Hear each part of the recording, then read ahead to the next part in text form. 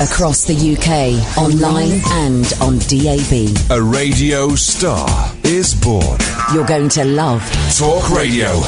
Talk Radio. Thank you, Baldy. Thank you, The Tramp. We've got a brilliant guest who's written a brilliant book coming up straight after the news. Iain Lee, Talk Radio.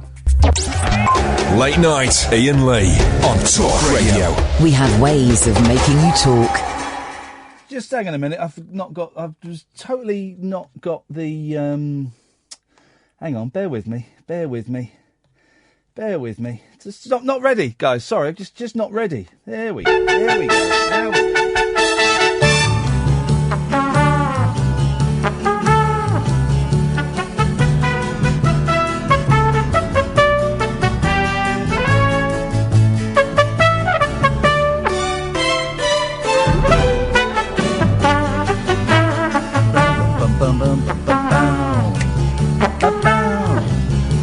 Sorry, I'm really feeling a little bit discombobulated today. I'm a bit all over the place, a bit scatty.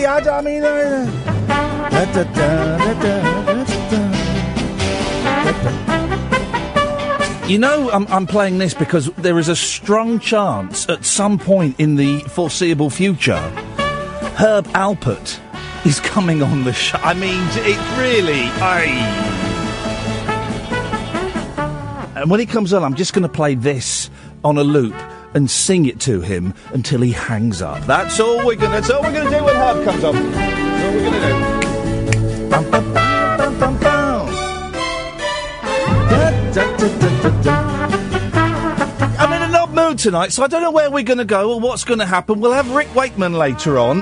But you know I was on strike last week, hashtag Radio Bland, because radio is tedious and is dull and is so moribund. So I went on strike to show my disgust at radio being absolutely pony, really. And I'm tired of doing the only decent radio show in this country. While I was away, I read a couple of brilliant books. One of them was a book about Paul Simon, and we got the guy that wrote that coming on tomorrow, which is very, very exciting. But, the other one I read was a book called I Live Inside, Memoirs of a Babe in Toyland, by Michelle Leon. I've just tweeted the link. It was brilliant. I loved it. You know, you get those books sometimes, and you just don't want it to end because it's so charming and delicious, and it just takes you to a world that, I'll be honest, is completely alien to me. But I loved every moment of it, and I'm beyond thrilled to say we've got Michelle on the line now. Good evening, Michelle. Hi, Ian. How are you? Oh, I'm over the moon to be talking to you. You too. Your book is it's so intimate. I feel like I know you.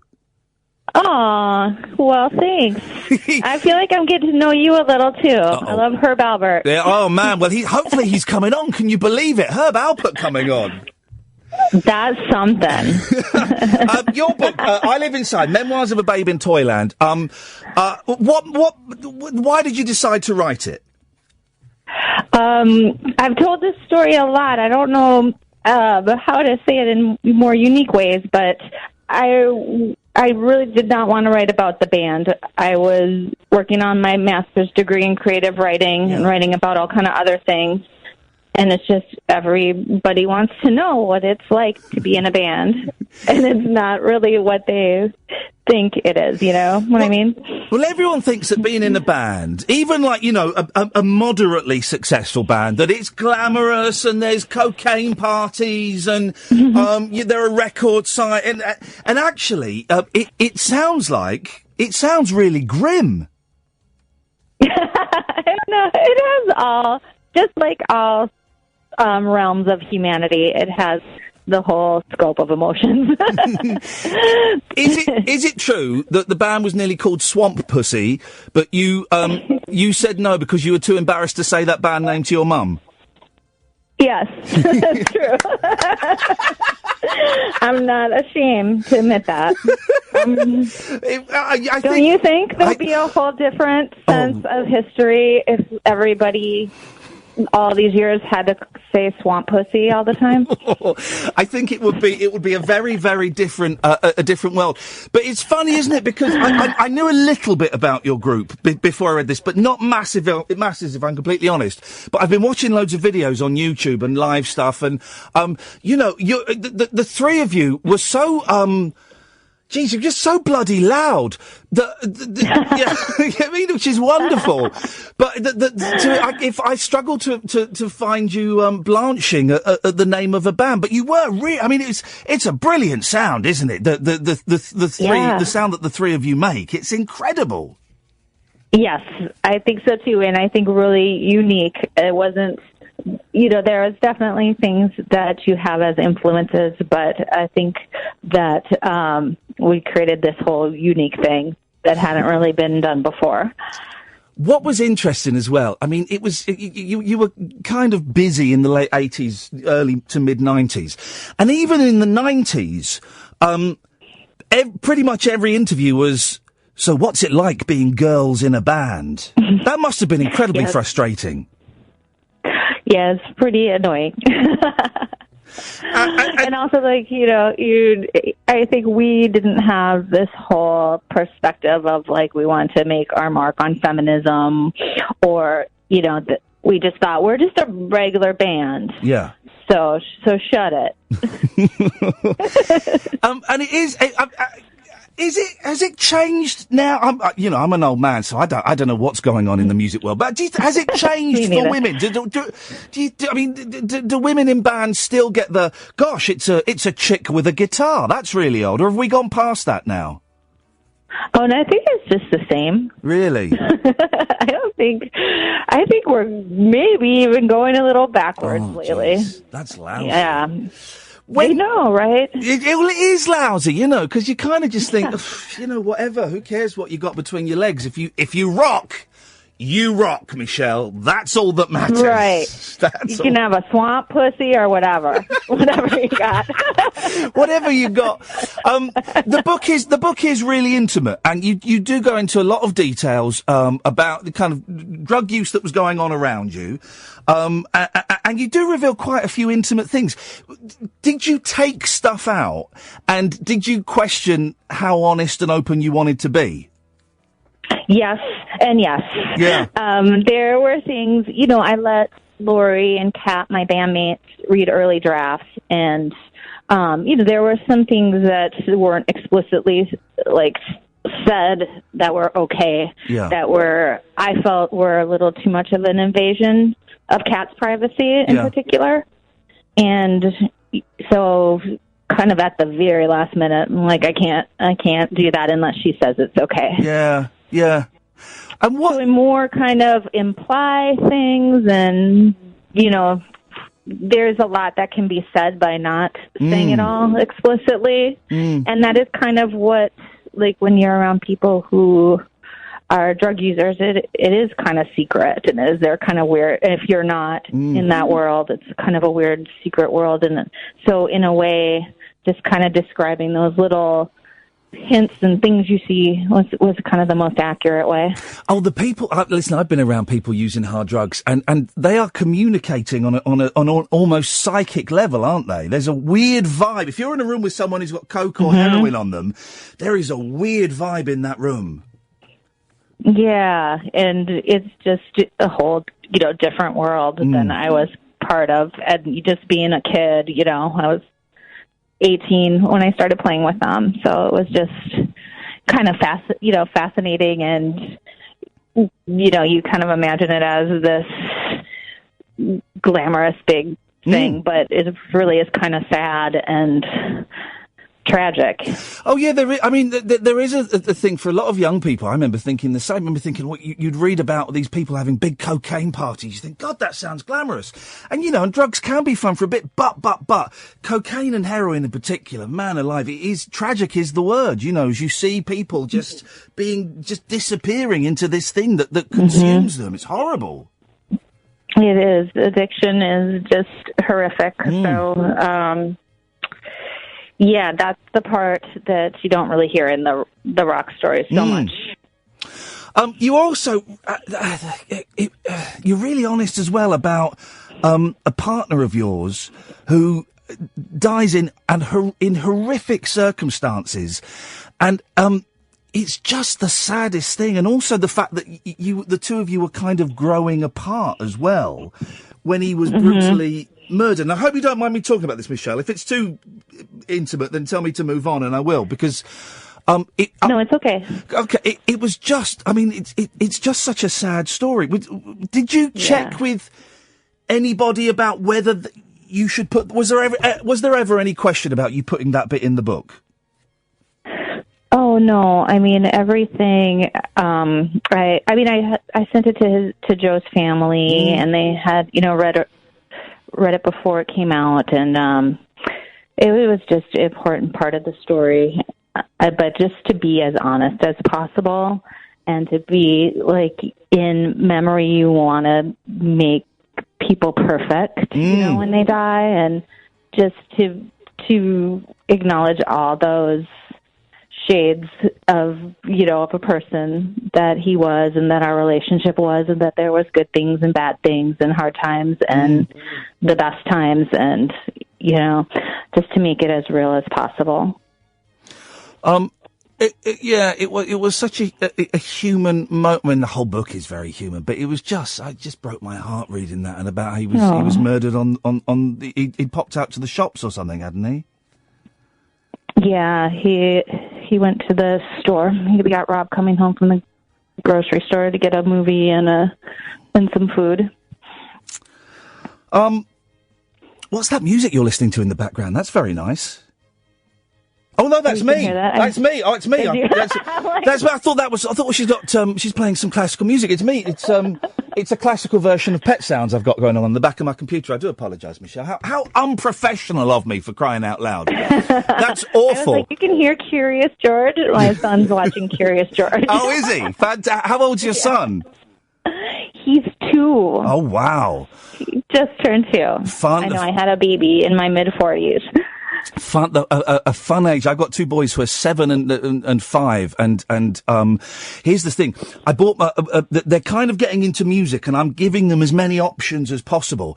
And I bought my 5-year-old like a sort of 3/4 size electric guitar today. Oh, cool. Oh, and he loves it. Awesome. They love it. I mean, they can't play it, but they're just sat there hitting it and strumming it and making feedback, and it's beautiful.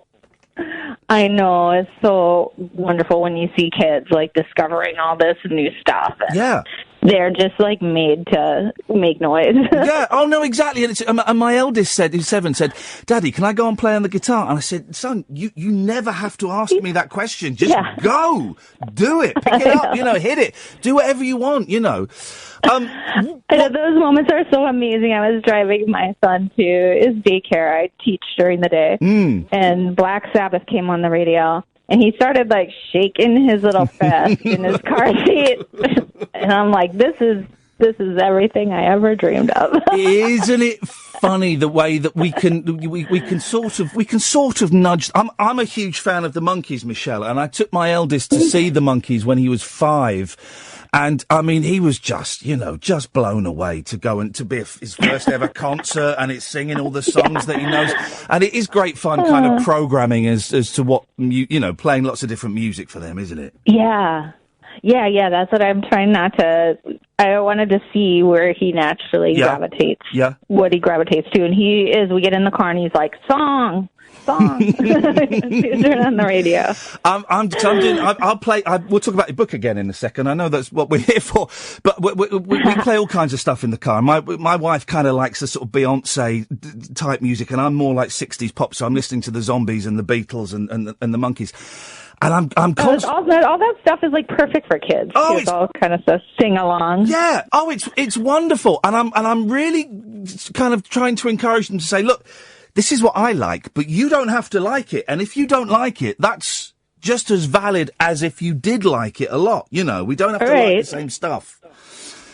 Yeah, there's something like kids just make music more meaningful. Like it's still cold here. It's still winter. We had our fire going last night, and he's playing with his trucks, and we're listening to Mr. Bojangles. Oh, wow, yeah. And there's just something about that moment. Yeah. You're like, oh, this is so sweet. It just gets you in the chest, doesn't it? What is, you said you're teaching. What are you teaching?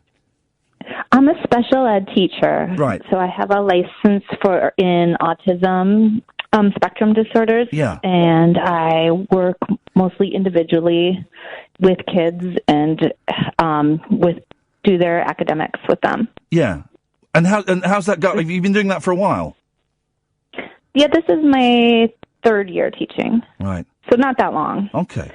I love it. I love, like, those are, like, my kids. You know, all the ones who don't quite fit in and have all these quirks and are so unique. And, you know, we'll dance in the classroom and just try to create an environment because a lot of these kids just have such a hard time at school. Yeah. So to make something where they can be unique, a place where that can happen sometimes too.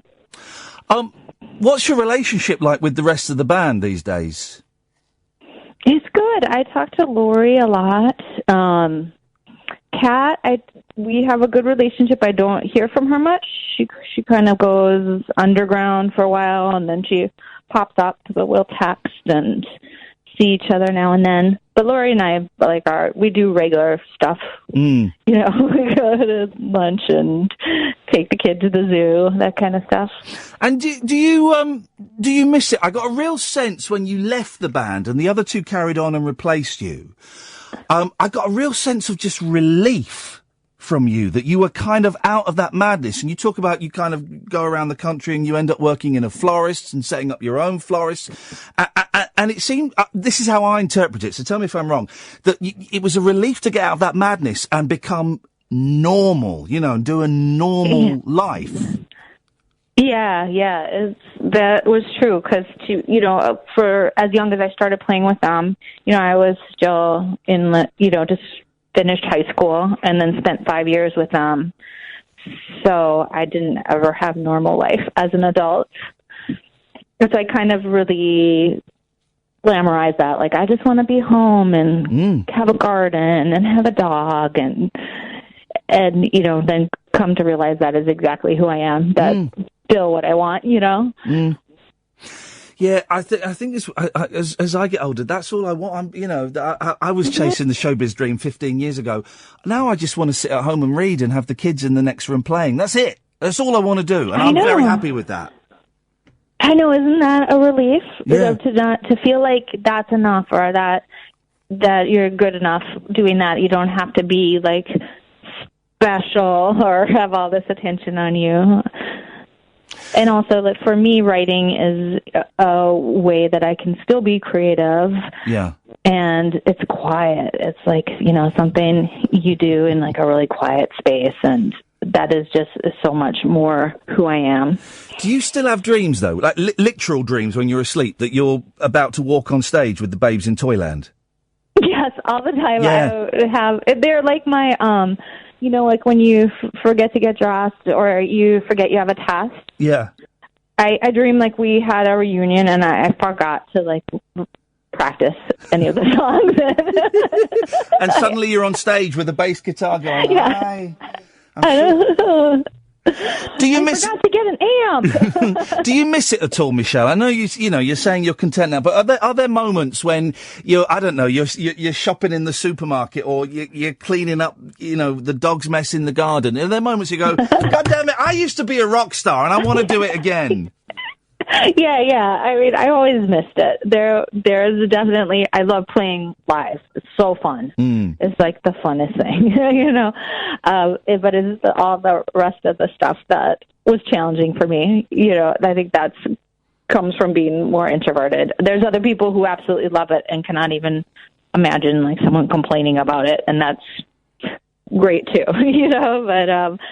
But that part where you play on stage and the crowd, and just when it's all going right, it is one of the, you know, most unique, wonderful experiences. that I've ever had. Michelle, I thank you so much for coming on. Honestly, I thought your book was absolutely brilliant. I Live Inside. Thank you. Memoirs of Swamp Pussy should be the title, but you bottled it. You chickened out, so it's Memoirs of a Babe in Toyland. Right. I'm going to tweet the link and do all of that kind of stuff because I think more people should read it because I thought it was just such a cracking book. Yeah, tell everybody go buy it. Got nominated for a Minnesota Book Award. Oh, really? Yeah, it's kind of a big deal. Yeah, who are you up against? There's some wonderful writers. So I mean, it's going to be a tough category. This woman who wrote this book called The Song Poet. She's a Hmong refugee here in St. Paul, and it's all about her father who sang poetry. I think you've just described the winner there, Michelle. I'm afraid. I know, right? I'm not saying they're ticking boxes, but that's how those award things tend to go. I'm afraid. Oh well, there's there's an African American male who's in prison, and he had his life story too that he wrote while he was in prison. There's just amazingly diverse category. That's fantastic, isn't it? To be kind of linked with what sound like very worthy and excellent books. So well done. Yes, just things I would never think I was even in the stratosphere of. What's next? I'm really proud. The nomination's plenty. What's next? You doing more writing? Yeah. I'm a teacher, so I have all summer off. So I lived in New Orleans during Hurricane Katrina and after. So I've been writing about that for years. I need to finish it. Oh, wow. What was that? That must have been horrendous isn't the word to describe it. Yeah, it was very surreal is one word to describe it. Yeah. It's kind of like living in the end of the world. Nobody for blocks, being the only person who lives on your block. And there's so much to say about it. God. Oh, well, let us know when that's out, Michelle, and we'll get you on again to have a chat about that, please. Yeah, anytime. Nice one. Well, listen, keep in touch. And when do you find out who the winner is? April 8th is the Minnesota Book Award. Right, we're gonna look online and we're gonna send you an award, and we'll all be keeping our fingers crossed. Thank you so much. I feel like a winner already. Hey, listen, anytime you want to come on, Michelle, you're more than welcome. You've got our details, so just get in touch, won't you? Okay, me and Herb Albert. Yeah, we'll get you on together. Thank you, Michelle. Thank you. Thank you. Bye-bye. Michelle Leon. Honestly, I'm going to tweet the book. It's such a good read. I Live Inside, Memoirs of a Babe in Toyland. It is charming, and it is witty, and it is heartbreaking, and it is grim. All of those things combined. I mean, and wasn't she delightful? 'Cause I was aware of Babes in Toyland. So they were around when I was about 18, 19 through to about 24. And I was aware of them, but I was into my pop. I wasn't into, a three-piece girl punk group from New York or wherever it was. So I was kind of, unaware of their musical output. But it's one of those books you don't really need to know the band because it's such a human story. I'll tweet it, and I thoroughly recommend that you have a little look at it. 0344 499 1000 is the telephone number if you want to give us a call. I'm not really sure where to go with tonight's show, if I'm completely honest. As I said at the start, I'm feeling a bit discombobulated, a bit I didn't get as much sleep as I wanted. I woke up at 10, and normally when I wake up at 10, I'll go back to sleep for another couple of hours because I didn't have any reason to get up today. I had to be at the boys' school at 2 to watch the eldest playing touch rugby. But I woke up at 10 and I was lying there thinking, I'm awake. I'm proper awake. There's no way I'm going to be able to send myself back to sleep with this. So I got up and I went to, my Costa, and it was packed, absolutely heaving. I've never seen anything like it. It was rammed in there, and I did a little bit of work and sent some emails and did a little Facebook video and but I just all day I've just felt a little bit out of sorts, really. You know, just a little bit. Maybe it's because, as you know, I think I told you, the new meds I'm on, for the last 3 weeks, I've been taking half the dosage by mistake. And I upped it. I doubled it 2 days ago, I think. So maybe that's having a little bit of a thing. But just today I've just felt a little bit, and this weekend, get this. This weekend is the first weekend I'm not working for ages, absolutely ages. And I haven't got anything booked in. Not going to see any shows. Not got anything in my diary. I've got nothing. And I think that is scaring me a little bit. The possibilities, you know, what will happen is I'll sleep and I'll play Xbox with the kids. Probably, maybe not. Maybe me and the boys will start the band we're talking about. They've named the band The Boys. We're going to start a band, the three of us. Maybe we'll do that this weekend. I don't know. Oh, here's a question. I bought you heard me talking to Michelle saying I bought the youngest, like a 3/4 size electric guitar. It's quite good. It doesn't stay in tune very well, but it's quite good. It's loud. But I bought the eldest, because he wants to paint a guitar. Okay. And I said he could paint my old, Fender Squier. But then I realised actually it'll be too hard a job to get all the paint off. It'll be a bit of a nightmare. So I've bought him from eBay. It's only 54 quid. I've bought him a guitar kit to make a guitar, to make a Fender copy, right? So it's a Chinese thing, right? So yeah, it doesn't sound brilliant, but. And the body of the guitar is naked wood. Naked wood. It's just wood. So that means he can paint it. But I don't know what paints I should be using. I think I have to prime it, don't I? And I'm thinking I think I have to prime it with white matte paint, not gloss, matte. And then you can just paint, like what kind, I don't know what kind of paints you use. And I've looked online and I can't find any information. And then I'd have to lacquer it, wouldn't I? If anybody can offer any tips on that, as dull as it may seem, I've always said, while I've got a radio show, I'm going to use it to make my home more comfortable. I've always said, when I was at LBC, I would say it. I would use it to find out things for me. So if anybody has any tips, I really don't know where we're going to go with the show tonight. I don't have a thing. I don't have a thing for tonight. So I tell you what, let's have some ads.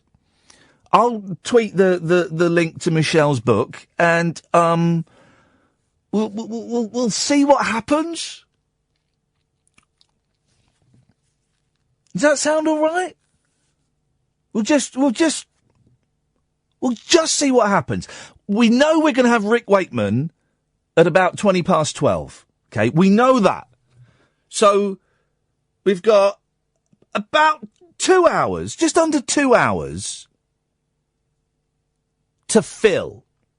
Okay, we're going to end on a humdinger. It's an interview we pre-recorded with Rick. It's brilliant, right? It's absolutely brilliant. So we know whatever happens, the end of the show, right, the beginning of the show was brilliant with Michelle. The end of the show is going to be brilliant with Rick. So what we do in the middle is the bit that I'm not sure about. So shall we see where it goes? Are you up for that? Good. 0344 499 1000. Don't forget to tick your radar diaries. Late Nights with Iain Lee on Talk Radio. Late night conversation worth losing sleep over. Iain Lee. On air and off the leash. On Talk Radio. We have ways of making you talk. I really don't know where...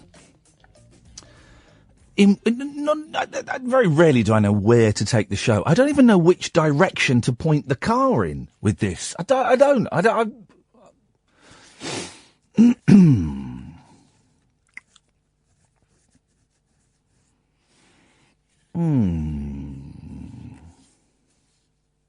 Let's talk to Russell, and then we'll put the keys in the ignition. Yes, Russell. Hey, how are you doing, Ian? Beautifully, yeah. Happy St. Patrick's Day to you, first of all. Is it St. Patrick's Day? Tomorrow. Well... But by the time the show is over, it'll be St. Patrick's Day. But by the time this show is over, you will have still wished me Happy St. Patrick's Day the day before St. Patrick's Day.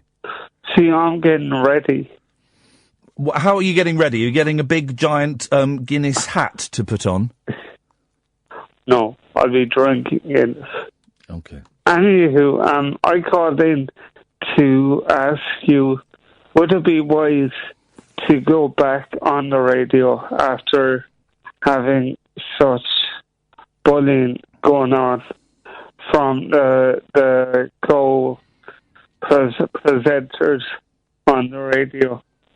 Would you think it would be foolish, or would it be better on my part to go back? What do you think? I don't know, because seeing the guy who bullied me, it would give me nightmares. Would you be going back to the same place? Yeah. I know a lot of people who do listen to my show, and they listen to your show. They're listeners to your show. Yeah. And they've given me a bit of advice, but I want to know from your view, how would you deal with this?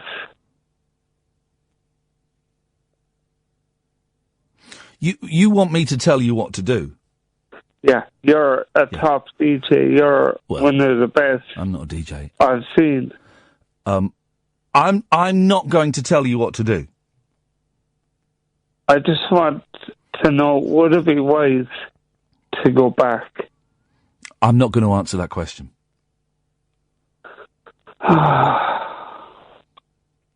Because you know I can't answer that question. Well, you've seen the video, and you know what went on. No, I don't. Well, after seeing the video, you know what went on. No, I don't. I know what happened in the video. I don't know. Yeah. I don't know what went on. I know what happened in that 3-minute video, yes. But I don't know what went on. I don't know the ins and outs. I don't know the impact it has on you. I don't know what your part was in it. I don't know any of that. Yeah, I'm just scared to go back. I'm scared to ring. I want to ring because I loved doing the radio, cheering the people up, having my own show, because since I left, I've been at home and I wake up and do nothing. It's so hard.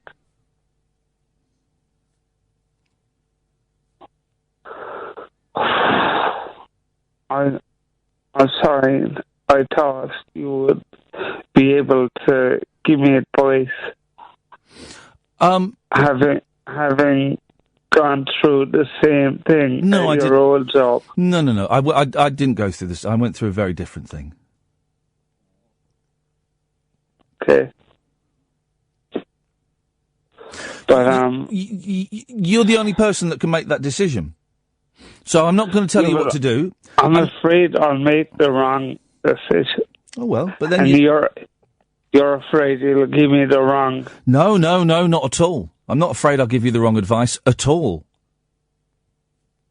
I'd give you the right advice. But it's not my position to give you that advice.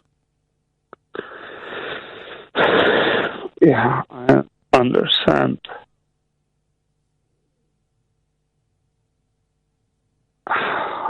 Stuff. I just don't know what to do. Anyway, I'm sorry for bothering you. Not bothering me at all.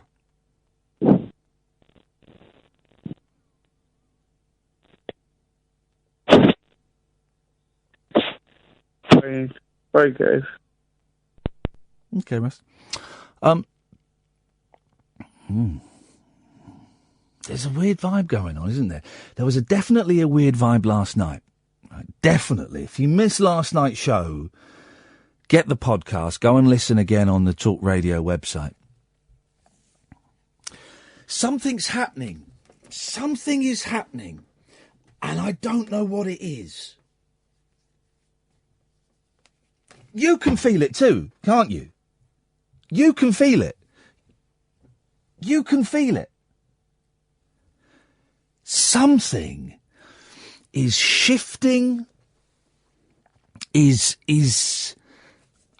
aligning. I don't know what it is. Something. And you can feel it too. I know Kat can feel it because we were talking about it. There's something going on. And, for some reason, this show has kind of become a receptor for whatever it is that's happening. And I'm being really vague because I don't know. I can't be any more specific than that. There is a shift. There is a movement. There is...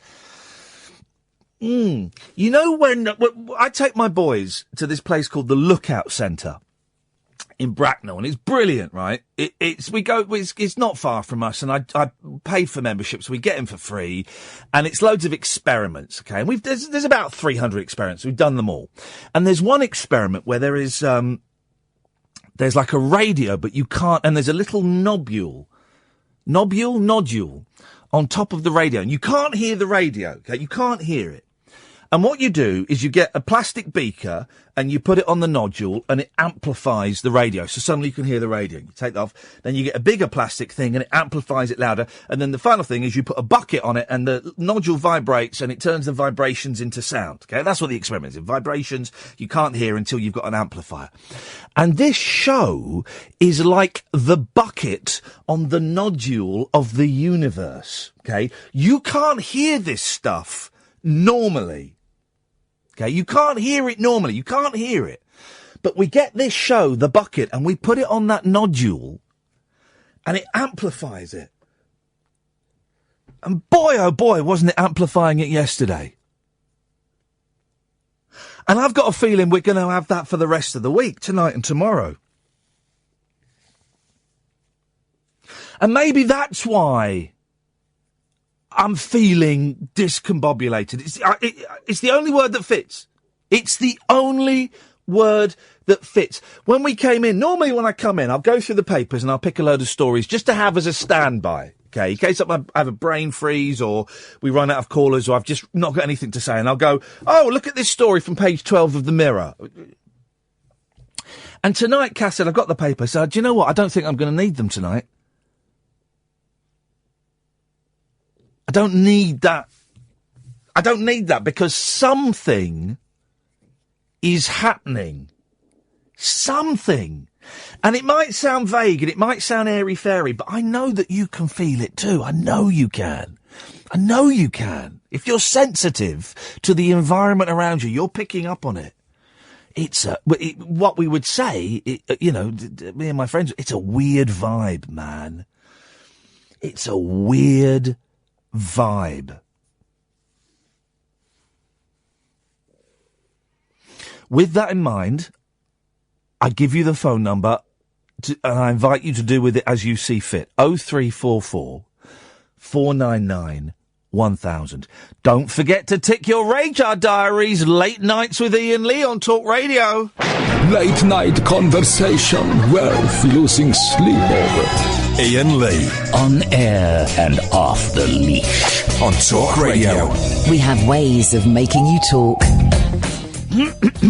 You can watch it on Periscope if you want to see me illuminated by a lava lamp. They are endlessly fascinating. You can see how stoners in the 60s would, you'd take some LSD 25 and you'd watch that and you'd be gone. I mean, even straight, it's fascinating.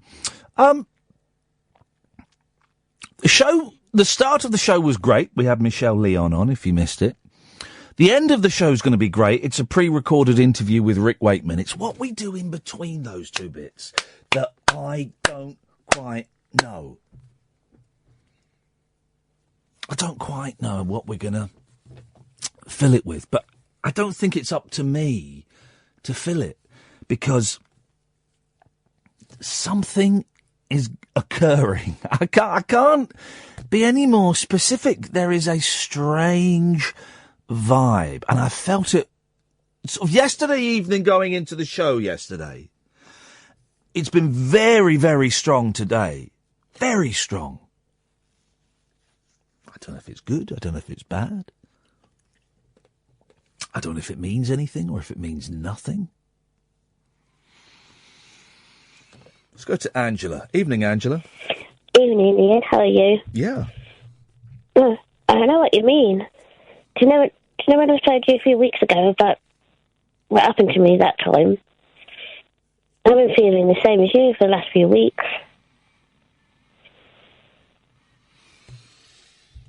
How are you feeling?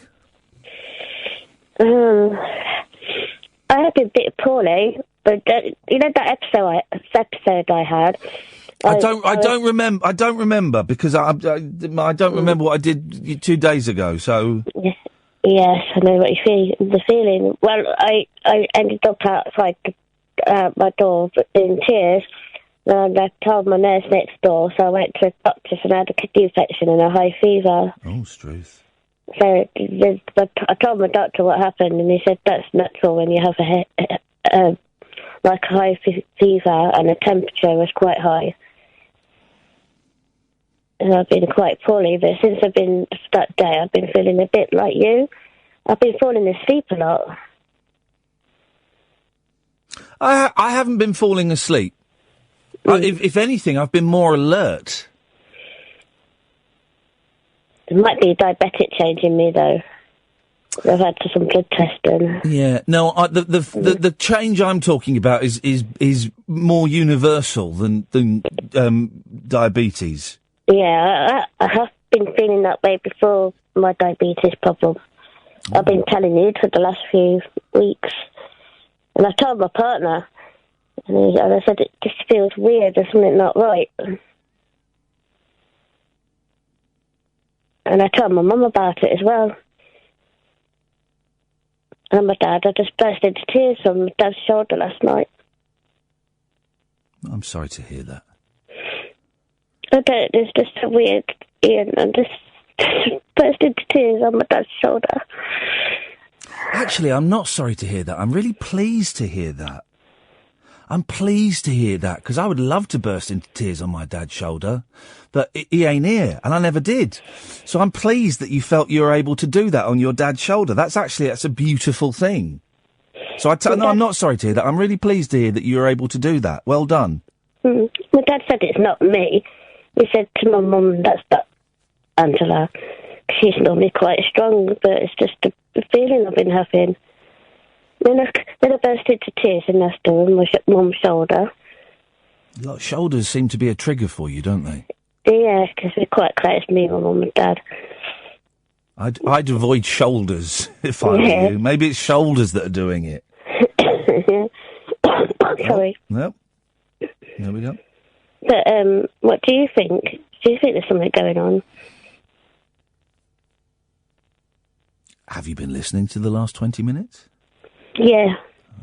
There's your answer. Have. There's your answer. Yeah, I just,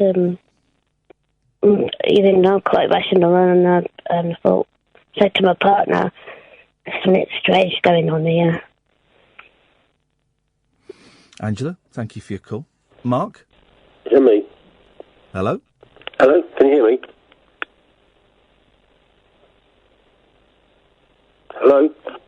Mark. Hello. Hello. Oh, you can't hear me. Mark? Hello, yes.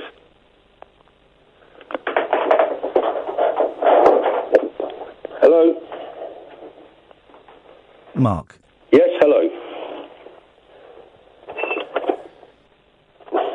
Hello. Oh, can't hear me. Mark? Hello. Oh, hello, Ian, can you hear me? Mark. Oh, you can?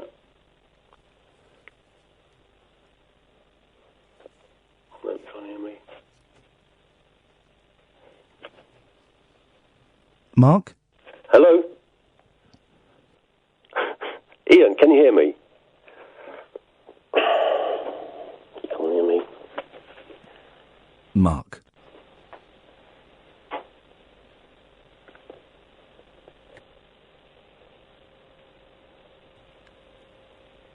Mark? Hello, Ian, can you hear me? Oh, this phone.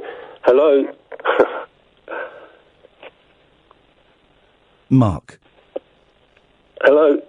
Can you hear me? Hello? Hello?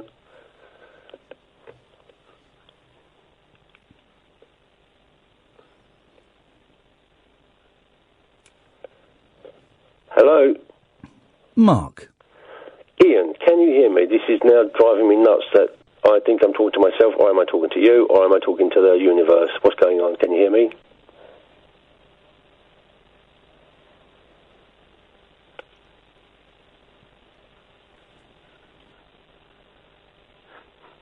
No. Hello? Oh, God. Mark. Ian, can you hear me? This is terrible radio, isn't it?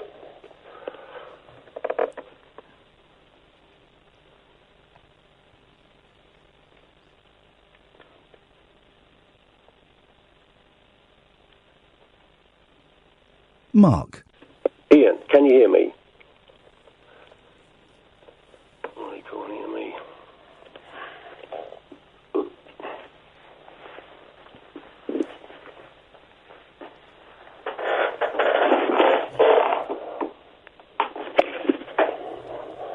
Mark. Ian, can you hear me?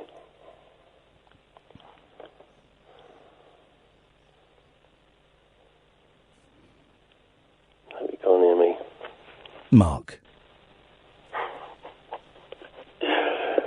Ian, can you hear me, for goodness sake?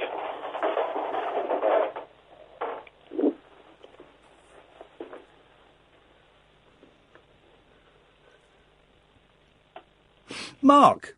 Ian. No.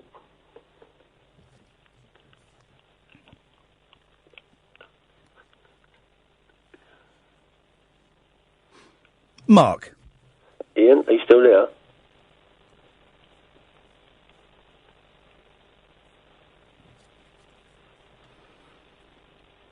Thanks for calling, Mark. Talk Radio.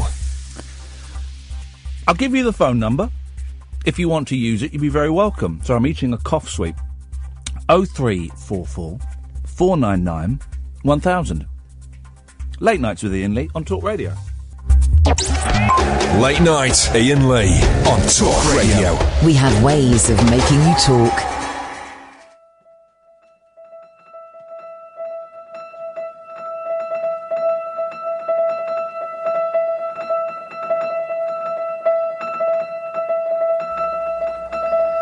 I wanna sleep underneath the weeping willow as it cries all night quietly.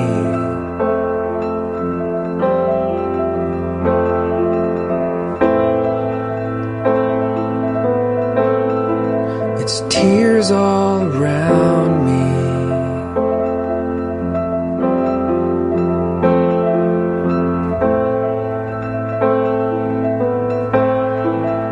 Sleep there so soundly.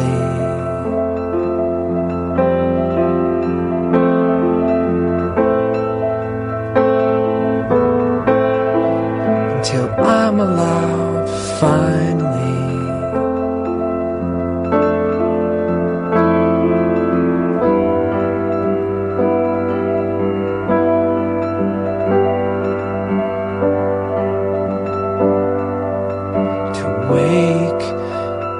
happy again.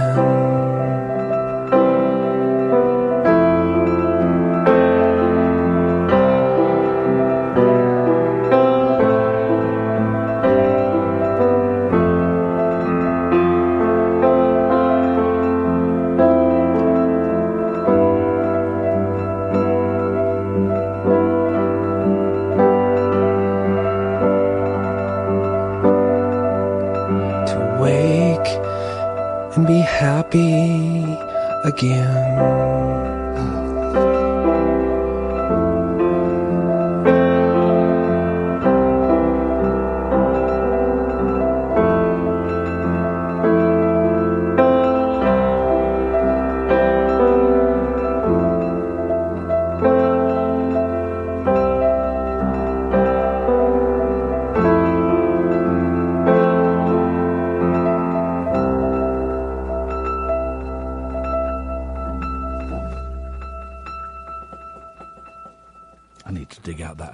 Grandaddy, the software slump. I need to dig that out. I remember loving that at the time, and I haven't heard it since. Evening, it's one of them. It's one of them tonight. If you're looking for the madcap phone-in, the knockabout, irreverent speech show, I don't think we've got that in us, any of us, not just me. I'm talking about Kath and Ed and you. I don't think you've got that in you at the moment. But we may never get it in us ever again. I don't know. I don't know what's going on. Neither do you. Maybe you do. It's a bit arrogant of me. I make up that you don't know what's going on either, but you feel it. You feel it, don't you? Yeah? Something is shifting. Something is, the tectonic plates, and I don't mean the ones underground. I mean the ones in our souls, the ones that govern the universe. They're sliding about a bit. And there's something very odd occurring. It may amount to naught. It may be something huge. I don't know. The start of the show was good with Michelle Leon.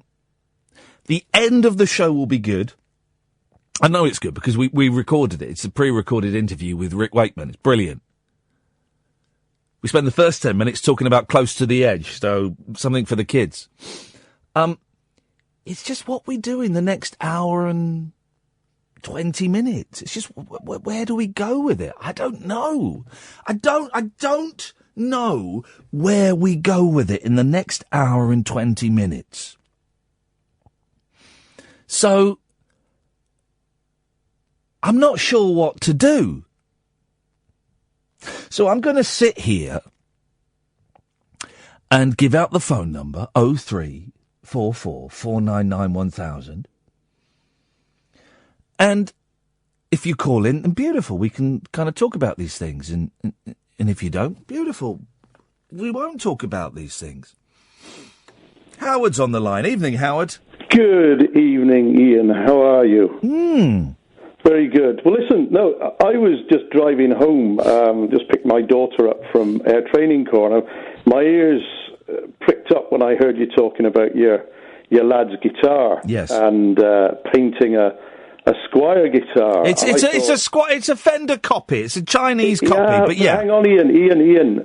You've got to be careful because you might be painting over something worth a few £100. No. Because some of the early ones were made in Japan. They're called JV Squires. No. This is a purpose-built Chinese kit. We're going to build it from. We're going to build it from scratch. Right. All right. Okay. Well, look, I mean, don't get me wrong, I'm no luthier or great expert on painting, but I've done a few little jobs you set out to do. Yeah. And I'll tell you what, it's a ball acher, mate. It really is. You've got this image. Have you ever seen on the internet where you've got what you see in your mind and what the actual reality is? Well, that's me. I see this beautiful sort of painted body coming out, and what I ended up is something that looks like I've been painting it with a stick, you know. But my boy's 7. Yeah, well, I'm not expecting, you know, I am expecting a masterpiece, but a masterpiece from a 7-year-old. That's what we want. Yes, an age-related masterpiece. Yeah. That's something that he will be embarrassed with when he's 15, and then when he's 35, he'll fall in love with it again. Right, there's 2 things you can do. You can actually strip the paint all the way off. There's no paint on it. Oh, so what does the wood look like? Is there a grain in it, or? Well, it's just wood. I don't know if there's a grain in it, but it's wood. It's wood that has been on. There's certainly no varnish, no paint. There's nothing on it. It's bare wood. So it's bare wood. So you're saying it's a kit you've bought, is it? Yeah. I didn't realise that Squire did kits. I thought we did. Well, it's not Squire. It's a Fender copy. Chinese thing, is it? Yes, this is what I'm saying. Yes, it's a Fender. Yeah, well, it's a you Fender need to copy. seal it then. You need to see. You're absolutely right. So, do you know what you do? Is you go down to Halford's, right? Yes. And you buy yourself some primer. Yes. And what you've got to do is, the proper guys will not water it down. They'll dilute some primer. And obviously it gets right down into the wood. And what you've got to do is you get it to soak into the wood. And what happens is all the little bits of wood, all the little end grains start picking up. And you've got to rub it down again, and you paint it again. And basically it's got to be absolutely glass smooth when you do it. And then once you've done it like that, I mean, as you say, it's not going to be no, it doesn't. Here's what I'm thinking. But he's got to have fun doing it. This is it, and I respect your expertise, but I've got no expertise. It don't sound fun. Here's what I'm thinking, Howard, and you tell me how far I can get with this. Right? Okay. Right. We buy a can of. I don't even know if this exists. A can of matte white primer. Yes, or grey will be all right. All right. We spray it once. Yes. We then buy some, I don't know, acrylic paints? No. You rub it down. You've got to spray it once and probably twice. You'll need a couple of cans. If you really want to do a reasonable job, you've got to, because you think that wood is smooth. And I'll tell you what, you put a finish on it and it'll be like the surface of the moon. Yeah, but it's got, hang on, it's meant to be, it's not meant to be smooth, is it? Otherwise the paint doesn't stick to it. No, it's got to be smooth. It's got to be smooth, because everything you put on top of it will show up. But listen, Ian, most important is he has a load. If it looks like a dog's dinner, as long as he's had a great time doing it. He won't be the way you're describing it. It sounds like torture. I want to spray it once. I want to buy some paints. Acrylic paints, yes or no? Yes, go and buy some paint. Acrylic. Take the lid off the paint and squirt the wood with it. There you are. There we go. That's it. We're done. Done. Absolutely. Thank you.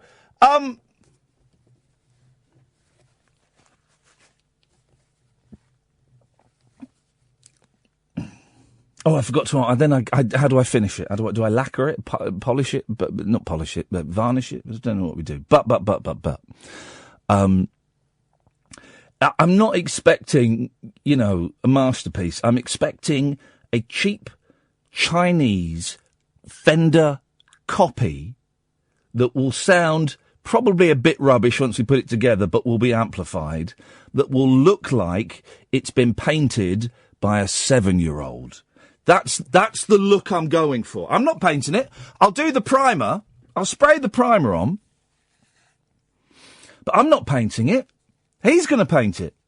And he's going to do whatever he wants. And it's going to look beautiful. And he's going to love it for a few years. And then he'll get embarrassed by it. And when he gets embarrassed by it and wants to throw it away, that's when I put it in the loft and I keep it. And then when I die, he finds it in the loft and he gives it to his kids. That's the story of this guitar. That's the story of this guitar. That's how I see it panning out in my head. But even more importantly, what I see is me and my boy in the garage for a weekend. That's what it is. It's me and my boy in the garage for a weekend, getting covered in paint and making each other laugh. That's what it is. And he'll forget that when he's 15. He'll forget the laugh we had when he's 15 and he's cool. And he may still play guitar or he may not play guitar, but he'll look at it as a kid's thing. I don't want that kid's thing. And then when I die, and he finds it again when he's, 30? 35? He'll remember the weekend in a garage, covered in paint, laughing, and me probably getting a little bit grumpy. That's how it'll go. That's how it will go.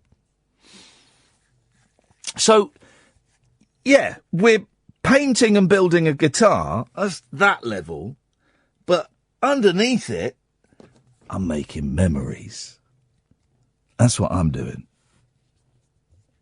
I'm making memories. And we'll both look at it and go, we could have done that a bit better. We could have done that a bit better. It doesn't matter. But thank you for your advice. It's appreciated. You're very kind. 0344 499 1000 is the telephone number. Late Nights with Iain Lee on Talk Radio. The wild man of late night radio is back. Iain Lee on Talk Radio. We have ways of making you talk. Let's get rid of the music. We don't need the music there. It's just sort of it's very noisy, that music, isn't it? Very noisy, particularly when there's this, whatever this is. And I don't have the language to express what I'm feeling. So I have to resort to cliches like there is a weird vibe. Strange atmosphere. That's it. That's all I've got. Jonathan. Evening, Ian. Evening, Jonathan. I'm phoning about yesterday's topic about who we are or what we think we are. Why doesn't racist Jonathan call me anymore? It's because I took his place. We're actually the same person, and I morphed into good. No, this is a serious question. I do wonder. Apparently, he phoned up Howard Hughes to get his stars read. I do wonder why. Callers come and callers go, but I do wonder why racist Jonathan walked away from pretty much his only outlet on the wireless. I don't know. What was the last conversation you had with him? Oh, he said something off colour about me on Twitter, and I said, I think you need to reassess our relationship. And that's the last communication we had. He may have taken that as a don't call me anymore, but it certainly wasn't a don't call me anymore. It was a I think you should reassess our relationship, because he made a very off-colour remark, but it wasn't, certainly wasn't a banning. He doesn't seem like the kind of guy that would respect a ban anyway, I think. Oh, no. He's, and he CC'd me or atted me into, something about how he was trolling the station. I don't know. I don't know. Callers come and callers go, and that's just the nature of it. Yes, Jonathan, what have you got for us? That's just life. Yesterday I was thinking about it, and what gives me great comfort is to know that we are star stuff. We're temporary, and we're made up of atoms that have existed, well, maybe not in this form, for billions of years, and it's just a lucky combination of things that we're now here. Jonathan, is it a lucky combination of things that we are here, or did we choose to be here? Supposing you were given the choice before you were born, okay, of going to a purple plant-based planet or the Earth, which would you choose and why? Well, based on the colour, I think it would have to be the Earth, I guess, because it's nice. I don't believe that's the case, though. That is a very human way approaching the situation, that there's a choice and that you pick one based on what's good and what's bad, and good and bad are very human. Colin? What I find... Colin? Oh, no. Yeah, Jonathan disputes your story. Well, that's his choice, isn't it? Yeah. Have you fallen down a well, Colin? You sound very muffled. That's the signals I get on the phone. You're not on speakerphone, are you? No. Okay. Colin, say hello to Jonathan. Hello, Jonathan. Hello, Colin. How you doing? I'm all right. I'm okay. I was going to talk guitars, but it looks like I'm into this thing again like I did last night now. It's quite a big thing what you brought up. I think it's very interesting.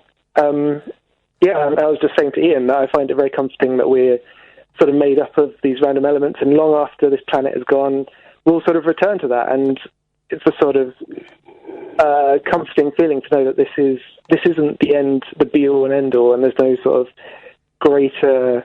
all the relationships we have, everything like that, it's all temporary and it's here to be enjoyed right now, but there's no greater purpose. Whereas you have a very different view. I am all for enjoying every day as it comes. But you're talking physically. Physically, you're correct. Physically, well, and mentally. That's correct. From my point of view, physically, you are stardust. But there's another element to you. And if you think that the human condition has many other elements that you don't know about yet, then, in my opinion, you're on the right track. But physically, that's what you're talking about, and that's correct. Physically. I mean, I believe in consciousness, that we are conscious, but I think that's more of a happy accident of evolution rather than a greater spiritual purpose. But obviously, you have a different perspective, and that's fine. Well, go on. No, I'd finished, actually. Carry on. Pardon? I'd finished. Yeah, I'd finished. Happy accident. Well, I did say yesterday to another caller that came on that people wanted to know that what caused the universe and was it a big bang or everything else. And I said that it just self-perpetuates. That's what I was trying to say. It self-perpetuates itself. If you look at a quasar, it jets out bits of atoms like the stardust you're talking about. Those come together and form other planets, other solar systems, and then you've got another life going on there. While another one's dying, another one's growing. But how does that go into spirituality and the kind of an unseen power? That's another dimensional thing, because there are many dimensions. And that's why I spoke about ultra-dimensional beings. And from my own perspective, I truly feel I'm one. I'm in this little car driving around, this little meat suit that we're in, this little skin suit. You come here like as if you go into a car showroom and you drive that round for a bit. When that car wears out, what does the driver do? He gets out. Yeah, I respect that. It's a very interesting way of... I guess it's quite compelling to feel that, and sometimes you sit back and it is a nice image to have. And to be honest with you, science doesn't know what happened before the Big Bang, so you could be right. It could be onto something. There's no real answers, but yeah, I just, from what we know scientifically, I just find that a comforting thought. Oh, thank you.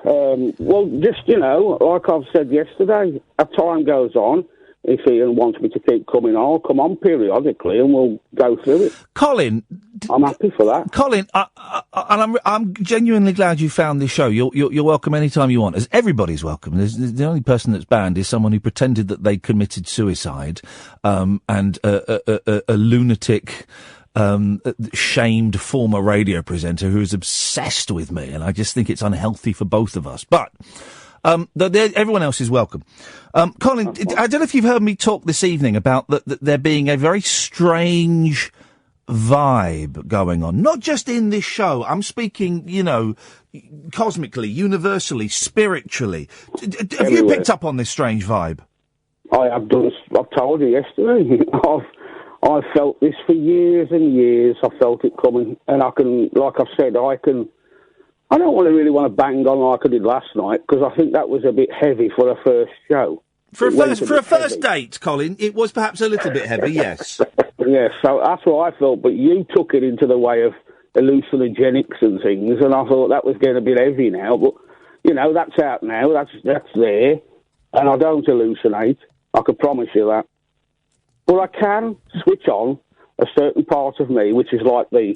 Well, you say you don't hallucinate. Colin, let me interrupt. Colin, let me interrupt. You say you don't hallucinate, and that may be the case, but the brain cannot tell between the real and the vividly imagined. So someone who hallucinates doesn't know they're hallucinating. Well, shall I tell you something about the brain? It is just an organic computer, and it can only understand so much that's fed into it. Yeah. So it can get easily confused. Well, it's like deja vu. Have you ever had deja vu? Which is deja vu? Well, yeah, and that feels like a real memory, but it's not. It's your brain tricking itself, thinking that it's remembered something when actually it's not true at all. Well, many people have told me about deja vu, but the thing is, it's deja vu all over again. If I'm suffering I didn't catch that. I said it's deja vu all over again. It's a Monty Python sketch. Well, it's a bit like tonight and last night now. We're getting heavy again, but I've had friends that have talked to me about that, and I've thought to myself, well, and last night brought it to my mind, when I was a baby, and I'm not going to change this story, because I can see it anyway. I can remember it easy. And if that was a deja vu moment when I was a child, it's a big deja vu thing, isn't it? Because I can see the day not the day, but the year. I don't know if you know what... It sounds like from what you're saying, Colin, you don't know what deja vu means. I do. It's like when something happens in front of you, and then shortly after you find yourself doing it. No, that's not deja vu. Well, that's what I have. No, well, yeah, but that's not deja vu. Deja vu is when you're doing something and you think, oh, I've done this before, but you probably haven't done it before. Not in this dimension.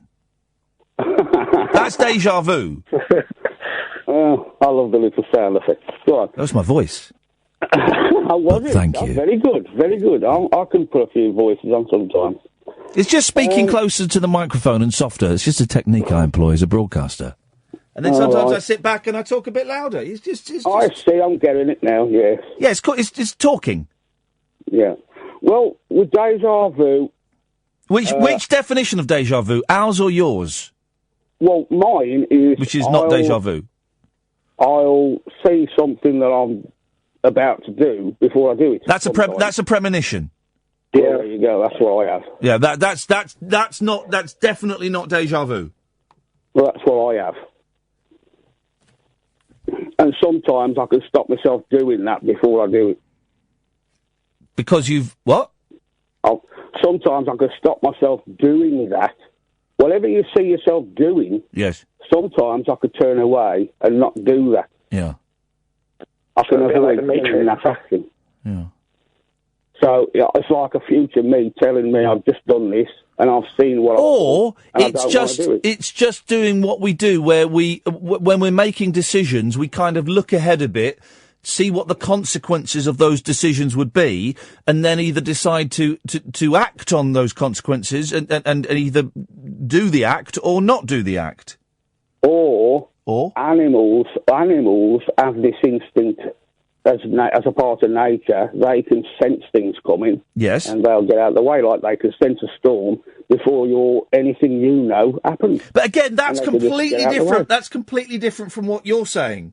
But like I say, my only thing is that I've seen myself do something, and if I don't want to do it, I won't do it. You decide not to do it. So you make a decision. Before that comes. We would call it making a decision. Well, it's not far ahead like I can see the last year of my life. That's just something that came through when I was born. When you were a baby? And when I was a baby and growing up, things I saw in that sort of vision dreams I used to keep having reoccurring, I saw on my 70th year things I had in the room around me that haven't been invented yet. So I'm seeing them come into truth now in films and on telly, and things like that, and scientific breakthroughs. I'm thinking, that's a bit like what I've got when I'm 70. Yeah. Like a holographic radio. On that bombshell, we'll leave it there. Colin, always a pleasure. Thank you very much, Jonathan. I appreciate your time. You see what I mean? There's a vibe. There's something dark. There's something... something going on, isn't there? There's something. I lied to you an hour ago. I lied to you when I said I didn't have any ideas for the show. I did, actually. I did have an idea for the show. So that was a lie an hour ago. I said, I haven't got no idea. I did have an idea for the show, and we've not gone anywhere near that idea. This wasn't the idea. I made a decision not to do that idea. I kind of, as the hours progressing, I was thinking, well, I could do that idea, and I thought not. And I think I've made the right decision, haven't I? How can you not know what deja vu means? 0344, that's the least of his worries. 0344 499 1000 is the telephone number if you want to give us a call. Don't forget to tick your radio diaries now. Late Nights with Iain Lee on Talk Radio. Late night conversation worth losing sleep over. Iain Lee. On air and off the leash. On Talk Radio. We have ways of making you talk. Isn't it? Isn't it? Isn't it queer tonight? Very queer. And I don't mind that. I don't mind that. It feels like we're either having a séance or an exorcism. Something, you know. If you're watching on Periscope, you're welcome. If you're listening online, great. Where to go? Got lots of calls. Let's go to Julie. Good evening, Julie. Good evening, Iain. First of all, I wanted to talk guitar painting. Yes, thank you. Can you make it sound fun, or will you suck all of the life out of it like a buzzkill? No, not at all. How old is your son that is going to be doing it? He's 7. I would recommend that you use a white primer, yes, and then you buy, instead of some acrylic paints, you buy some paint pens. Because I think that children are good at drawing, like with felt tips, except it's paint. Okay, and then so we do that, and yes, I think white is the way. And then what? I guess I have to seal it with something. Do I varnish it or lacquer it? What do I do with that? You can use a spray, like a spray paint, except it's a clear lacquer afterwards. Julie, thank you. That's okay. That's it. Rather than do you know what? That sounds like fun. That sounds like fun. And I know that the end result, I couldn't sneak it into a guitar shop in Denmark Street and fool someone that it was a great lost Fender from the 60s. It's going to look like what I want it to look like, a guitar that's been painted by a 7-year-old. And it will be, as you pick it up, you will feel the laughter. That's what you'll feel as you put the strap around your neck and you will feel the joy that has gone into that. So thank you, Julie. Perfect. Absolutely. And I will let you know the brand of paints. I'll send you a link on Twitter. That'll be wicked. Thank you. And then the other thing that I was going to say, when you were like, everything's a bit weird and there's a bit of a vibe, is that I listened to last night's show just before this show on Listen Again, and gosh, you're doing them back to 6 hours back to back of this. I know, right? and for me, we like a clunky gear change. We know we do. Yes. But like for example, yesterday listening to Dana get upset, and tonight Jerry be upset. Russell's upset. Russell. I was going to call in with something a bit silly, and to me, I don't know. I felt that the tone. I didn't want to phone up and be silly and disrespect the things that have been said before. Oh no, it doesn't. It doesn't. We called for that. We've got loads of new listeners, and I appreciate that. Let me explain. By clunky gear changes, when I was at the last job, I was at a BBC local station, and we would talk about, sexual abuse, and then we'd, talk about who was your least favourite Beatle. For example, which is always a good phone in. And you're not allowed to say Ringo. And the training that you get, or the way that you're told to do it, is you finish the sad story and you have a half a second of silence, then you hit a stab, or you go to the travel, and then you come out and you do the new thing. But that's not what life is like. Life is these clunky gear changes where you'll be talking to someone about something sad, and then your mate will start laughing and go, oh, I shouldn't be laughing, sorry, I've just remembered that. And then that's how conversations go, and I like the clunky gear changes. And I think by phoning up, and some other people have said they feel bad about phoning up for something frivolous when it's been quite a heavy show. But I take each call as resetting the clock. I take each sentence as resetting the clock. So if someone wants to phone up and say, oh, my mum died today, and I'm feeling terrible and I just want to cry. By the way, have you seen that new racist horror film, Get Out? Doesn't it, whatever. I don't think anyone, apart from one or two people on Twitter, but I don't think anyone that counts would consider it as being disrespectful, if that's what you're worried about. Yeah, that was exactly kind of what I was worried about, in that when things are kind of taking, especially there's been quite a lot of deep and meaningful conversations, to then come in with something, a little bit, as you say, frivolous or, but not banal, but a bit silly. Yeah. But, so shall I tell you the silly thing? If you want I'm going to. Last night, so a couple of days, I've just spent at a spa retreat with my friend for her birthday, and actually asking what you would do in this situation. Yeah. So it's a Michelin-starred restaurant, and the table next to me and my friends had ordered coffee, which had come up with some nice petit fours, some nice little miniature macaroons and some handmade truffles. And they finished their tea. I know where you're going with this. Go on. And then they left. Yep. And I thought, it's in there. Yep. Should I have one? And I did. I got up out of my chair and I liberated one of the mini macaroons. Would you have done that? I've been in a greasy spoon, and the bloke on the table next to me has left his fried slice. Oh, yeah. And he's got up and walked out. I've had that fried slice. I'm not going to let a fried... You can't leave... completely untouched. You can't leave a fried slice on... that is God's gift. God's gift to heart failure. So I'm with you 100%, of course. But it was, it was a posh, poncy restaurant. Doesn't matter. And I knew that the people on the table the other side of us had seen that I'd swiped it. I didn't care.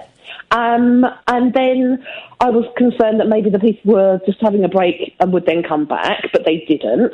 But the thing that I liked most about the restaurant is that clearly maybe one of the serving staff had noticed that I was slowly pinching the things off the table. So when they cleared the table, they didn't actually take the plate of nice morsels away. They just left it really close to the edge so it was nearer my table. I think you did the right thing. I mean, maybe those people get to dive. Maybe the serving staff and the kitchen staff get to dive into those things. I don't know. I'd be surprised actually if they did, and it would get thrown away. Listen, the people that run those places, they all have to wipe their arse. But to me, it was a go ahead. It was kind of We're all the same. We're all you know what? the same. I'm not going to embarrass her. I'm just going to leave them on the side. She can go ahead and stack them away. Julie, I think you know the answer to that. But we all wipe our backsides. Even the Queen has a dump. Do you know what I mean? We're all, some of us might have better clothes and better haircuts and be able to eat in more expensive restaurants more often and have better cars. But. We're all the same, man. We're all equal. We're all equal.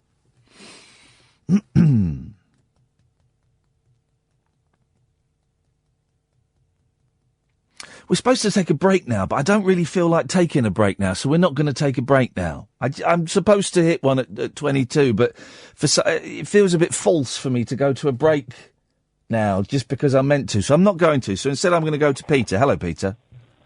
Good evening, young man. How are you? Yeah, I'm fine, thank you. Good. All it was, I've listened to your show the last couple of nights, and you've had some strange people on.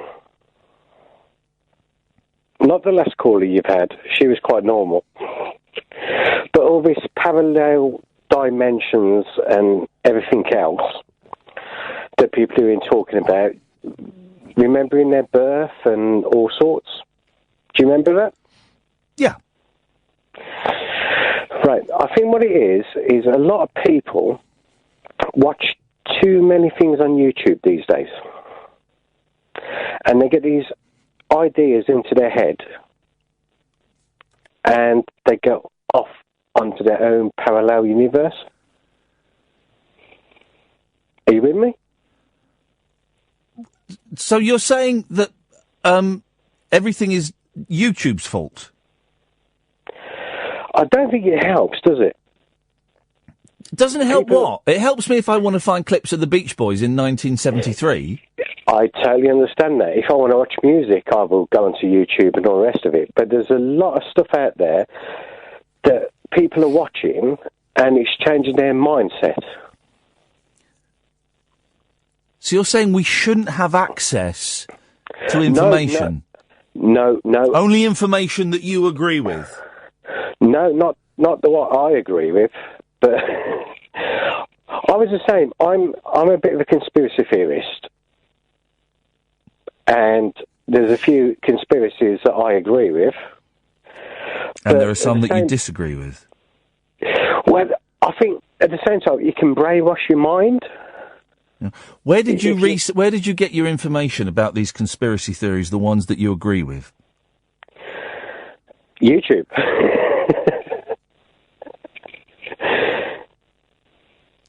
So, you only want stuff on YouTube that you agree with? No, I watch all sorts of stuff on it, but you watch one video and another comes up as a suggestion. You don't have to follow that suggestion. No, but you watch it and you're like, okay, for an example, flat Earth theory. I would never agree with that in a million years. What about Hollow Earth? No, I wouldn't agree with that either. Okay, but there's other conspiracy theories like God rest her soul, Princess Diana. Give us your theory on the Queen of Hearts.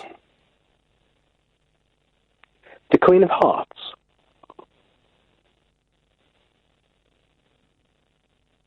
Princess Diana. Yeah, I think she was knocked off. I think 9/11 was an inside job. Hang on, what do you think she was connected with 9/11? No. How do you think she? Give me more detail about the Princess Diana story. Well, I think basically there was something undercover that there was so much going on. You know how long it took for the ambulance to get to the tunnel. The paparazzi were all arrested and then later released. Took 3/4 an hour to get from the ambulance to hospital, which was a 10-minute journey. There was a lot about it. Could it not just have been that they had a drunk driver driving too far? Hang on, let me finish. Could it not just have been that they had a drunk driver who was driving way too fast and they weren't wearing seatbelts? Could it not be just as simple as that? In my opinion, the CCTV beforehand in the hotel, the driver did not look drunk. How on earth can you tell that a man is not drunk from 3 seconds of CCTV footage? There was a bit more than that, wasn't there? Let's be honest. How many seconds of footage were there? There was quite a few. Well, how can you tell from from CCTV footage that a man is sober? He walked to the back of the hotel entrance, and he was caught on CCTV at the back of the hotel. But how can you tell from CCTV footage that a man is sober? They had him in the hotel lobby as well. How can you tell from CCTV footage that a man is sober? I'm just talking about my opinion. But no, and I'm asking, how can you tell? How can you, Peter, tell from CCTV footage that a man is sober? Because I know I'm like when I'm drunk.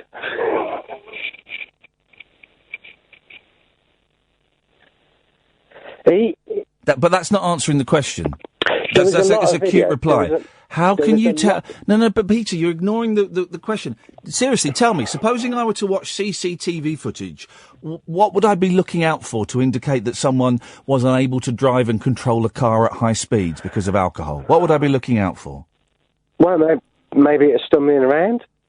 Stumbling around? What, like a 1950s movie? Hold on. He was talking. Listen, I used to get more drunk than you've ever been in your life. I could walk in a straight line and talk. Right. Okay. So he's standing there next to Dodie and Princess Diana. They're obviously, important people.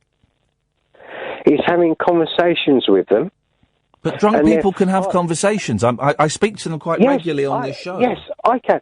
But if I'd had a few, people would turn to us and say, "You're not driving me home, Pete. You've had a few." But some drunk people, get this, they can drink half a bottle of vodka for breakfast and go into work and no one knows that they're drunk. People do that. People do that every day. Okay, but I was just using that as an example. Yeah. Now, here's the thing, right? We've gone from YouTube and what brings things up in people's minds to going on about Princess Diana's death. Yes, it's called a conversation. It's called a conversation. That's how we do it here. And I'm really interested to hear your theories. But can you see that you think that my caller who claims to remember being born is, I'm going to say nuts. That's my word, okay? But there will be people listening, and you think he's got that from watching YouTube. A, we don't know he's got that from YouTube. And B, there'll be people listening to you talk about Princess Diana and her death, which you got from YouTube, and they'll be thinking that you're nuts. So why do you, what gives you the moral position to, decide what we should have and what we shouldn't have on video sites? I'm not saying I've got a moral position. I'm just talking. A couple of years back, I got myself wrapped up in all these conspiracies, big time, and different things, and I was like, it's doing my head in. It was doing, and I wasn't concentrating on anything else. Yes. And now I've been a bit more realistic about things, and I'm in a better place. Do you understand where I'm going? I don't. You don't? No. Because what I'm saying is, there's so much information out there. But it's only you only want the information that you agree with. Okay, you've got sort of a fair point there, but I know. I've been saying it for the last 10 minutes as well. Only 10 minutes? Yeah. Feels longer, doesn't it? You should try being my wife. I'm not going to do that. No, but a lot of people, you get sucked into YouTube, and there's a lot of stuff out there. Yes. And you're like, it can twist people's minds. That's all I'm saying. Well, there are people who think, there are people texting me saying that this has twisted your mind. Okay. I've got people calling you an idiot on Twitter and text because you're claiming that you can, and this is let me read this. I'm not going to say who it's from because I don't want to embarrass him, but someone says, "Hi Ian, as a recovering alcoholic, I can agree that the caller is an idiot. I could drink till the cows come home and nobody would have a clue. It used to be the case that I was more likely to be noticed if I hadn't had a drink." You can't tell, Peter, from CCTV footage whether someone is drunk or not. You can't. Okay, that's a fair comment. That's a fair comment. Well, it's fact. It's fact. Okay, how do people feel about 9/11? I think some people find it very upsetting. Well, it is very upsetting. But there's definitely a bit of a conspiracy going on there, isn't there? No, not definitely. There are conspiracy theories around it, but there's not definitely a conspiracy going on. Just buildings collapsing? Well, they weren't just buildings just collapsing, were they? They did have 2 aeroplanes smash into them.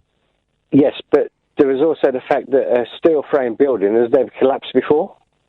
Has a steel frame building ever had? What were they? Were they 747s? I don't remember. Has it ever had a 747 smash into the side before? Well, wasn't there a hotel was it Spain or something? It was on fire for 48 hours. No, the question was, has a steel frame building ever had a 747 smash into the side of it before? Well, I think the Twin Towers were actually built to withhold a plane collision. Well, you say you think. Do you know that? Well, I'm pretty sure. And if if a guy phoning in a late night phone-in show on a Thursday night is pretty sure, then it must be true. No, but isn't there architects for 9/11? I don't. There must have been architects for 9/11. Do you mean the buildings or the architects of the tragedy?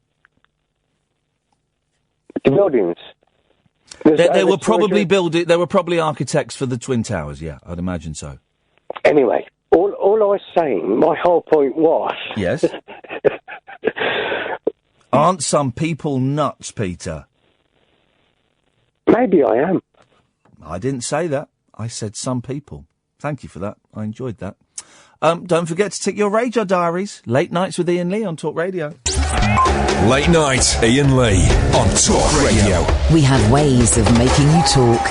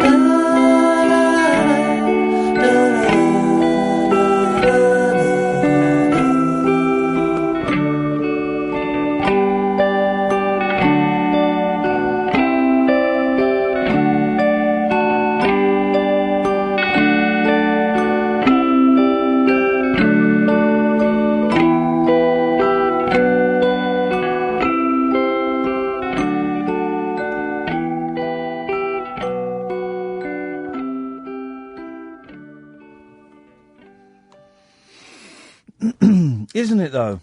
Isn't it just? It seems the less I do, the more there is. Wow, that's something. Quick, someone put that on a poster with an American Indian silhouetted. The less I do, the more there is. We're going to have Rick Wakeman in a bit. Cleo. Hello, bud. Yes. This whole everything's a bit weird thing. Since Tuesday, after your show on Tuesday night, I went on social media and saw a friend mention that they had been born in the same maternity hospital as me. It's Princess Mary Maternity in Newcastle.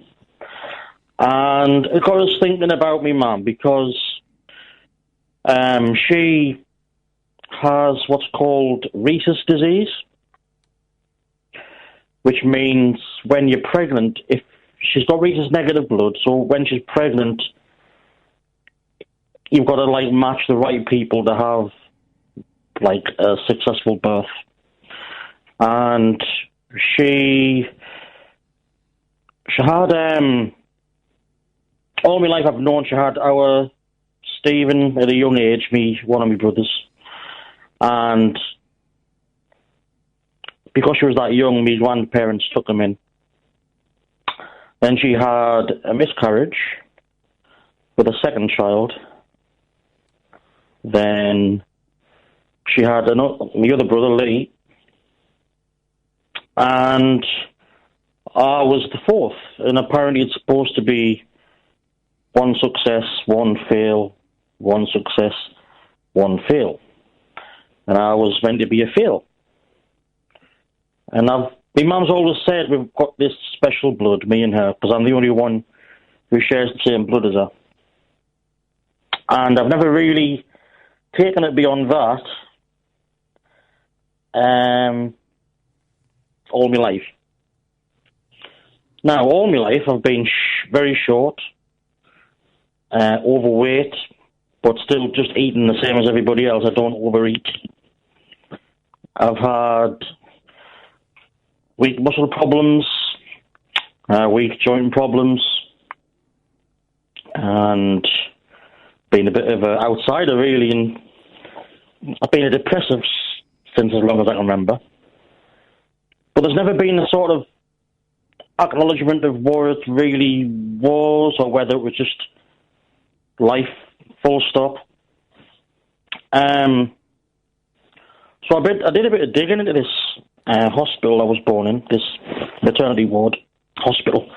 And it was a centre of research for this place, this condition. And I found out I'm what's called a rhesus survivor. Never heard of the term.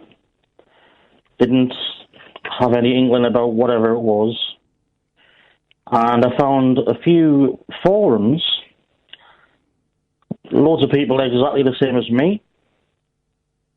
Short, problems with the limbs and all that stuff, and very slow metabolism, and loads of problems as kids. I was quite sickly as a kid. I was active, but sickly. But all my life, I've never had an actual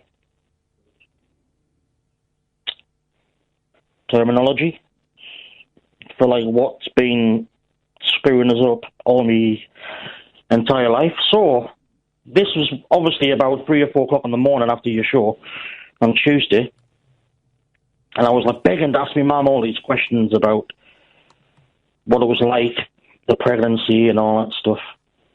So I didn't sleep all night. Just researched, and researched. When she woke up, I rang her up, and I started quoting her names of people I've heard about, and half of them were doctors in the hospital, and it was a specialist unit, and I've been doing research into the actual blood we've got. It's rhesus O negative, and it's the only blood type where everybody can use ours, but we can't use everybody else's. We have to have rhesus O negative. So where are you now with this? It's quite odd because all these forums, they've all got the same problems, and there's no studies beyond kids at the age of 14. They did a lot of studies where they followed kids up who'd survived, but they didn't take it beyond the age of 14, from what I can find at least. None of the official reports. So where are you now with this? I've joined these forums. In America, they're trying to get it recognised as an actual syndrome, or non-subject syndrome. Maybe they're looking for adults to be, researched, basically adult survivors, because many of them didn't survive beyond teens. And I've always had this feeling in my brain and in my soul, as it were, that I'd never survive beyond my 20s, to be honest. And I've told you I had that incident 2 years ago and survived. And it's thrown everything about my life upside down because I've learned more in 48 hours about... But why is it I don't understand why it's thrown everything upside down. You're still the same person. You still had the same experiences. Why do you feel that your life has been thrown upside down? Because I'm not the only one.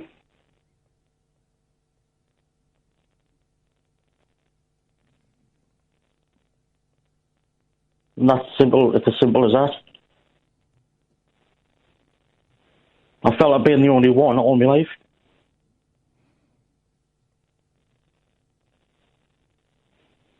I have no response. Because it's so out of my sphere. I don't know. I can't imagine what that feels like. I don't know what it feels like. I don't think I'm quite understanding everything that you're saying, but that's probably my fault and not yours. It's a lot to take in. Well, yeah. It is for me, and I'm still taking it in. That's the weird thing. So what are you going to do? See, most of the forums are based in America, but they've all got the same... I'm always very, I wouldn't... I personally would not allow my life to be literally or metaphorically turned upside down by forums. Because, no. Because, the forums... Well, forums are forums, they are often used by the lonely, the unkind, the unhappy, the unstable, the, not to denigrate what you're telling me, but quite often they're used by people whose grips on reality are not perhaps as they should be. So, I personally wouldn't get to... I think if I just found them forums straight away without... See, I ended up with the forums. I didn't start there, you know what I mean? All the research I did was into the place itself, the people who work there. There's a guy, he's got a nickname, the King of Rhesus. I tell you what it is, I've got it. Yeah. I don't get... I am obviously missing something. I don't get the significance of this story. And obviously, and I don't mean... I'm not saying this to demean your story at all. Obviously, this is a huge, quantum shift for you. I don't get it. I don't get what has changed or what has happened or what... I don't get the story. It's like... See, I've been brought up to think that, like, I've been sort of muddy-cuddled and sort of... See, me mum, it's hard to explain. No, it is, and that's why I'm not, it's probably a deficit on both of our parts here to get this. I don't understand what you're telling me that is such a cosmic shift. But that's not to demean the fact that it is a cosmic shift for you. See, I'm still working my way through it, but it's like, when I've told my mum the various procedures, I asked her about the procedures, and she'd sort of, I think, probably forgotten about it as I survived, just move on and let's blah, blah, blah. But I wasn't expected to survive, that's the thing. And I've got a brother buried somewhere. And she's told us she's visited him, I think when she was pregnant with me. Because, see, I live in a place called Seaham. It's a very small town. And it's quite a distance away from where my mum had to go to get the treatment and stuff. But it's a very small percentage of people who survived.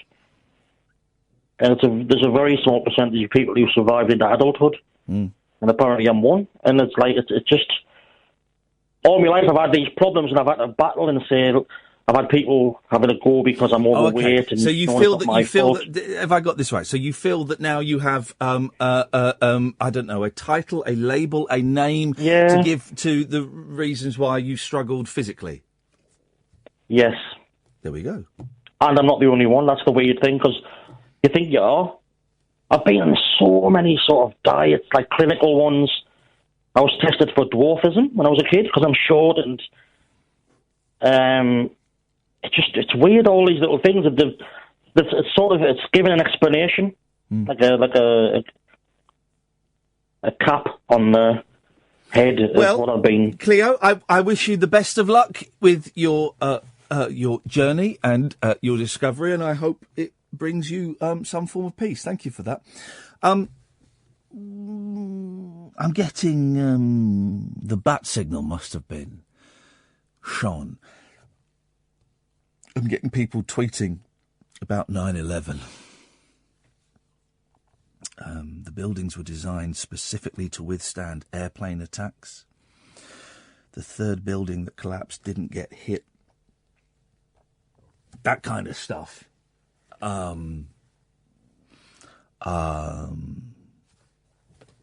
Okay, that's great. You've obviously watched these documentary. Watch Loose Change! Oh, you've got to watch Loose Change! Watch Loose Change on YouTube!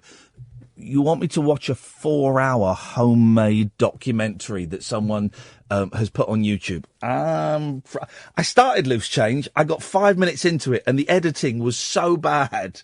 I thought, nah, I'm not doing this for 4 hours. Which version of Loose Change did you watch? Because he redid it a bit later on with more information. Nah, not gonna.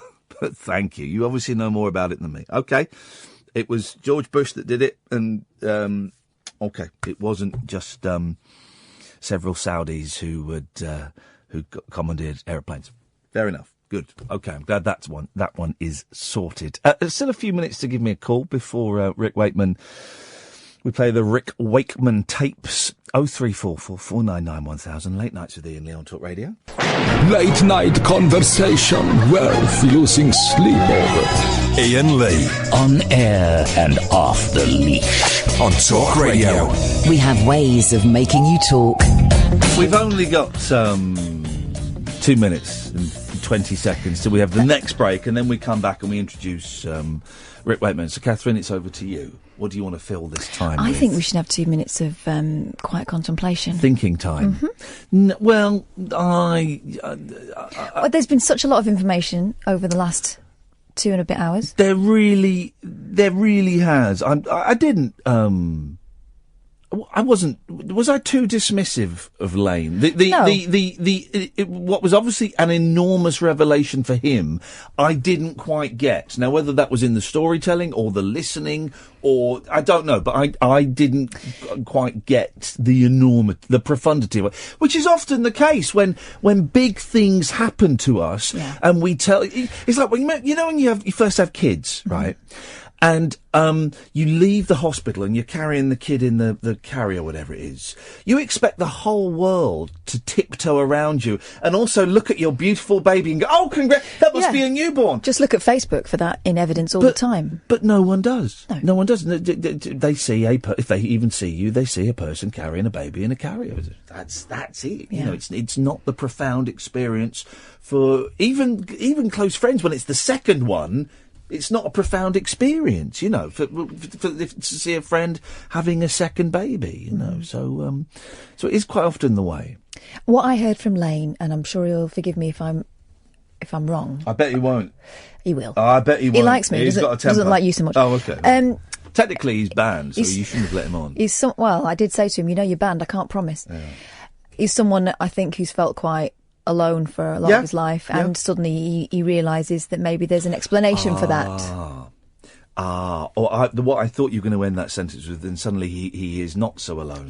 And there's that too. And he did say that. Okay, well, that was a fun chat. I enjoyed that. Well, it was all right. It was okay. It certainly did its job, and its job was to fill between these ad breaks. Unmissable late night radio with the original king of unconventional conversation. Make contact with Iain Lee. Late night Iain Lee on Talk Radio. We'll get you talking.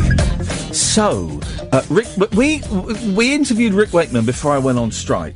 Okay, and you were convinced we played it out. I was half convinced that we played it out, but my memory's terrible. And when people refer back to shows 2 days before, Lane referred to something 2 days before, and I didn't have a clue what he was talking about, but I just went, So I don't know. I'm easily led. You know, I'm like these people that get all their information from YouTube documentaries.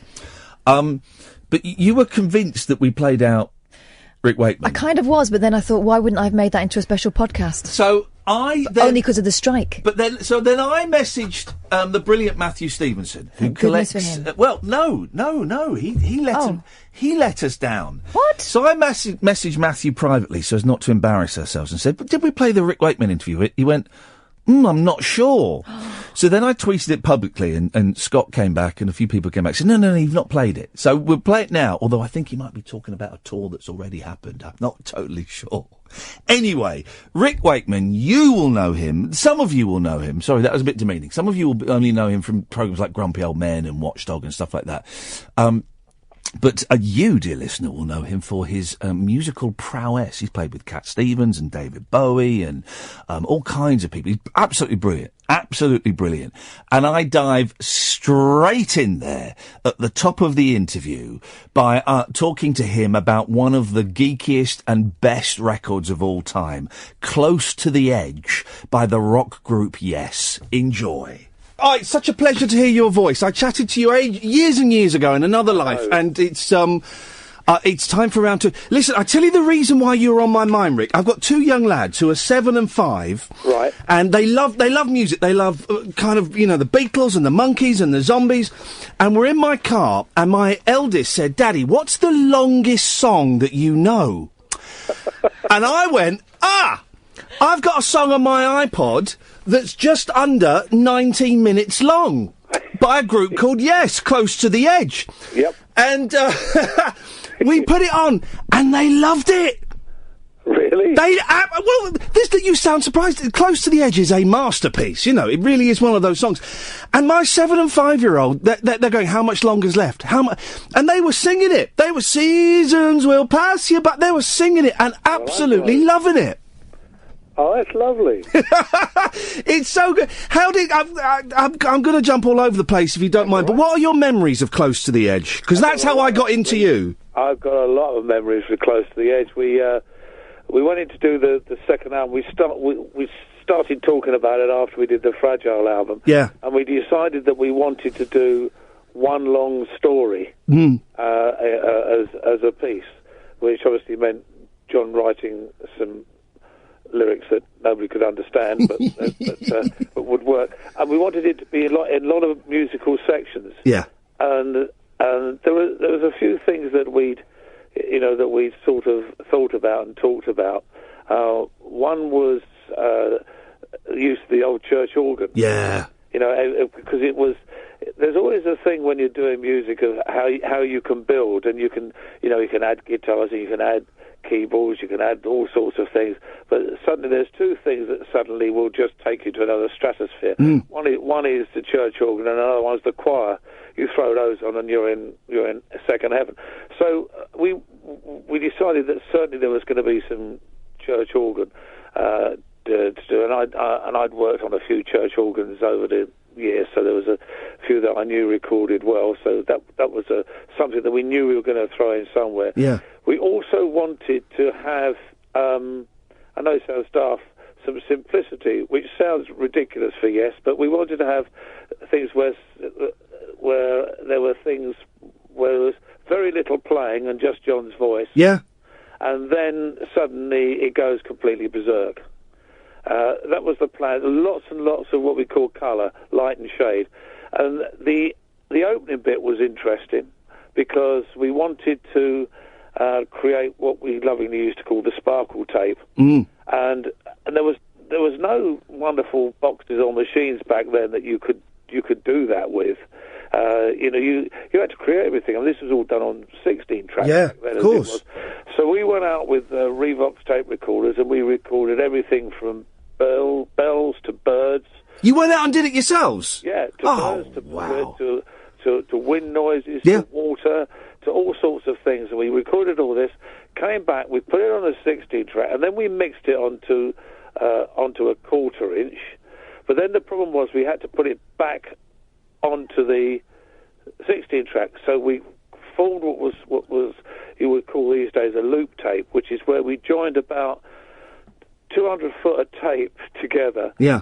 and ran it off of the machine, and we had pencils sticking in holes. I've heard legends of bands doing this in the 60s and the 70s. It's actually happened. So you'd be... And it went we all had our own pencils to keep the tape and things going and round, and we did.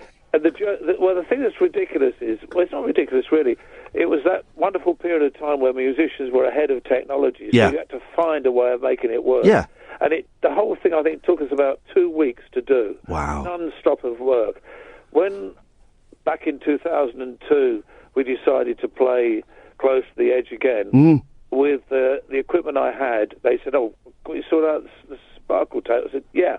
And I think it took me about 8 minutes.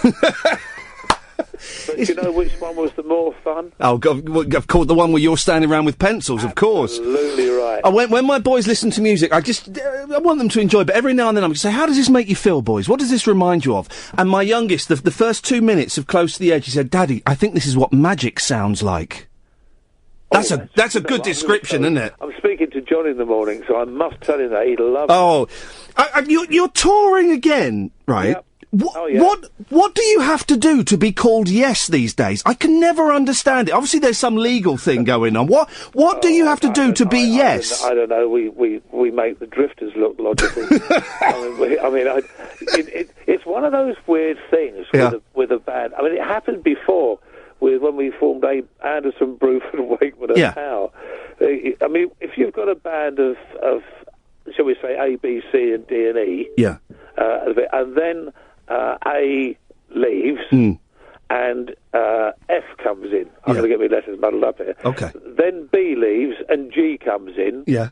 And then C leaves and H comes in. Yes. I mean, after a little while, all of the original letters, shall we say, the people have gone. Yeah. But the band still exists because of the new people that have come in. Yeah.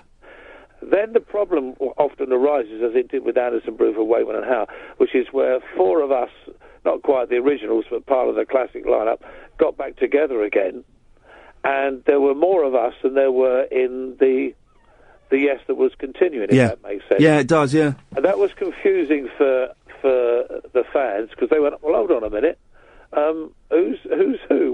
What's going on there? And it was... and in the end, we did one giant big union tour where we all joined in together, which was hilarious fun. I bet that was great. It was very funny.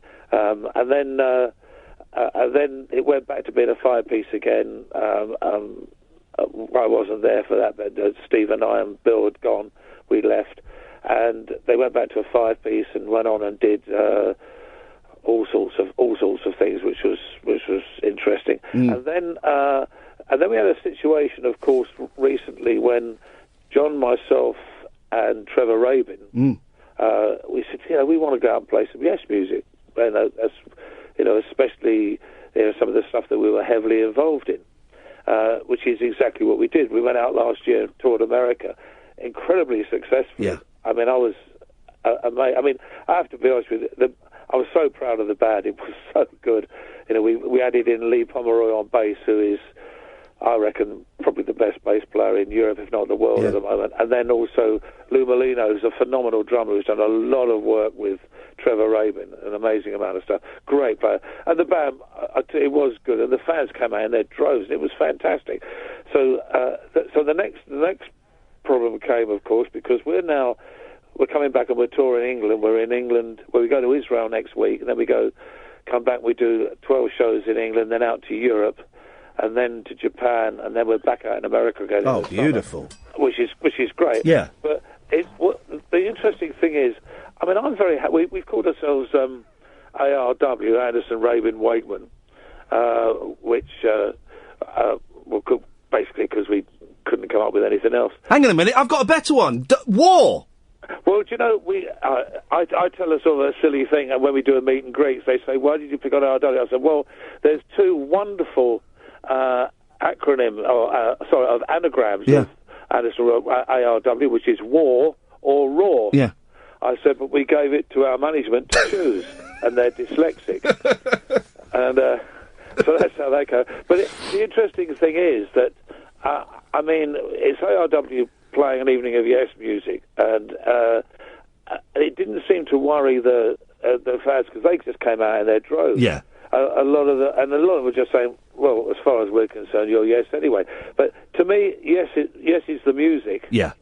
Not particularly who's playing it. The only thing I will say is, for me, I've always believed that you can't actually have yes music without John singing. Yeah. And it's the same. I mean, I've often said that there's certain bands that if the singer changed, there wouldn't be the band. I mean, can you imagine Led Zeppelin without Robert Plant? Yeah, you're right. And I mean, John's voice is so distinct and is so, tied in with the history of the band that, that is the voice of Yes. Absolutely. And, as I say, these things like you can't imagine Zeppelin without Robert Plant. You can't imagine The Who without Roger Daltrey. You can't imagine the Stones without Mick Jagger. There's certain, mate, you just say, take the singer away and you're in trouble, I mean, unless the singer passes away, as the sadly in a situation with Freddie Mercury and Queen, you can't take these people away. For a while, I'm teaching go back to my boys. I'm teaching my kids that all music is music, right? And it doesn't matter if it's prog, if it's rock, if it's soul, if it's dance, if it's disco. If you like it, you like it. If you don't like it, you don't like it. I'm trying to get rid of that snobbery. And for a long time, there was a lot of snobbery around that P word, the prog word. Oh, I know. It was the musical equivalent of porn. Yeah. I used to say that people went into a record shop. Do you remember the days we had record shops? Oh, I do. In there and they said, I'd like some heavy metal, please. I just bought this heavy metal band. I've got some great country rock here, and I've got a bit of classical and some nice folk music I've got. And then they'd look around and go, have you got any prog? And the guy will put his hand under the counter and it'll come up in a brown paper bag and sort of hand it over. And that's what it was. But do you know, the interesting thing is, you see, we're now into generations that don't actually remember the start of, shall we say, rock and roll. So they can't put a date on anything. Yeah. And so they either like it or they don't like it. I mean, there's a story that I tell occasionally where I was taught a massive lesson about music, and it was year 2001 it was, and I go to South America to play a lot, and I was down in South America, and I walked out my hotel, and this young lad spoke really good English, came up to me, and he had a vinyl copy of my Six Vials of the Henry VIII. And he said, will you sign this, please, Mr. Wakeman? I said, yeah, of course I will. And I said, how old are you? He said, 16. Beautiful. And I said, what do you like about this old music? And he got really quite angry. He said, what do you mean old music? I said, well, this is old. I did this in 1972. He said, it may be old to you, but it's new to me. He said, never forget that when somebody hears something for the first time, it's new. I heard this for the first time last week and loved it. It's new. Wow. Don't ever forget, whenever you play in a concert, there are people in the audience. For them, it is new. And off he went, and I just took about being hit with a sledge. Yeah. And I went back in the hotel, and my drummer, Tony, was at the bar, and he said, you're all right. He said, you look like you just had the biggest shock of your life. I said, I've just been taught an amazing lesson by a 16-year-old kid. And I've never forgotten that. But it's true, isn't it? You know, I go to concerts now, and the boys are only 7 and 5, but I take them to see Brian Wilson and the Monkees, and we're going to see a version of the Beach Boys, and all this stuff. And you're right, these songs, I mean, your song's 40 years old, 45 years old.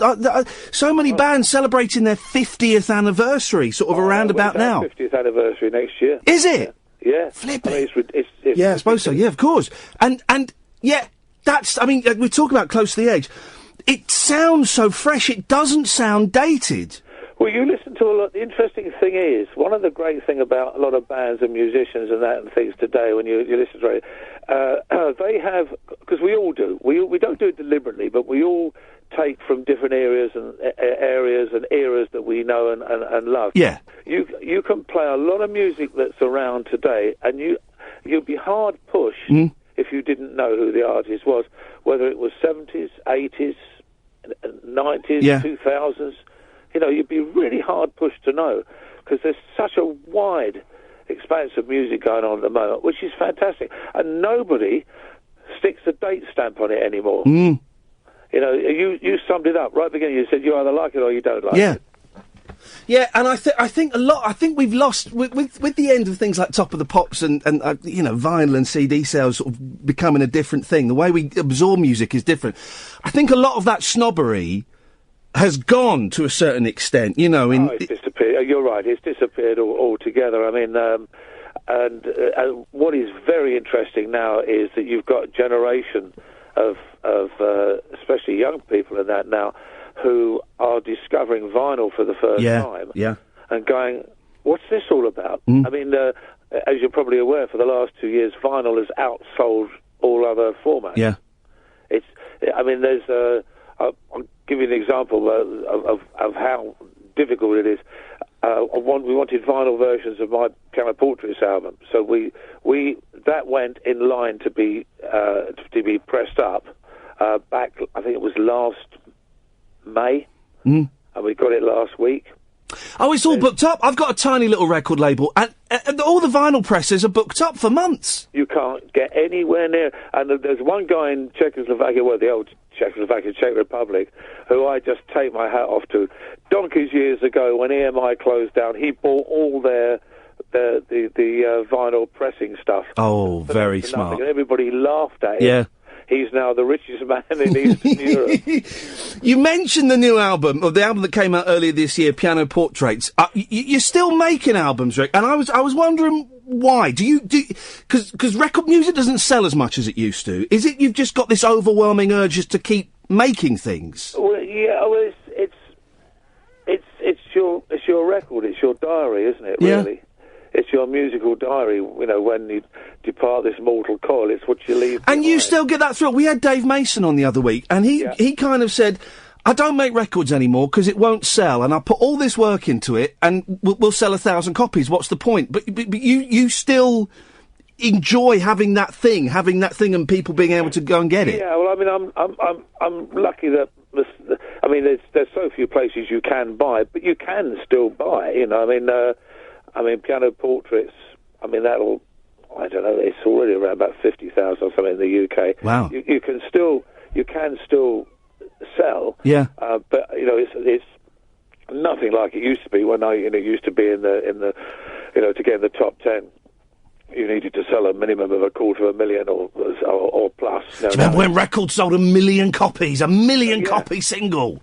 Yeah. I mean, you could do an awful lot, but, you know, I think that's going to turn round. I think that it's going to come back. I think record stores, not quite as they used to be, they're going to come back because of the phenomenal interest in vinyl. Yep. You know, and the people getting interested in the artwork again and reading the notes about what it's all about.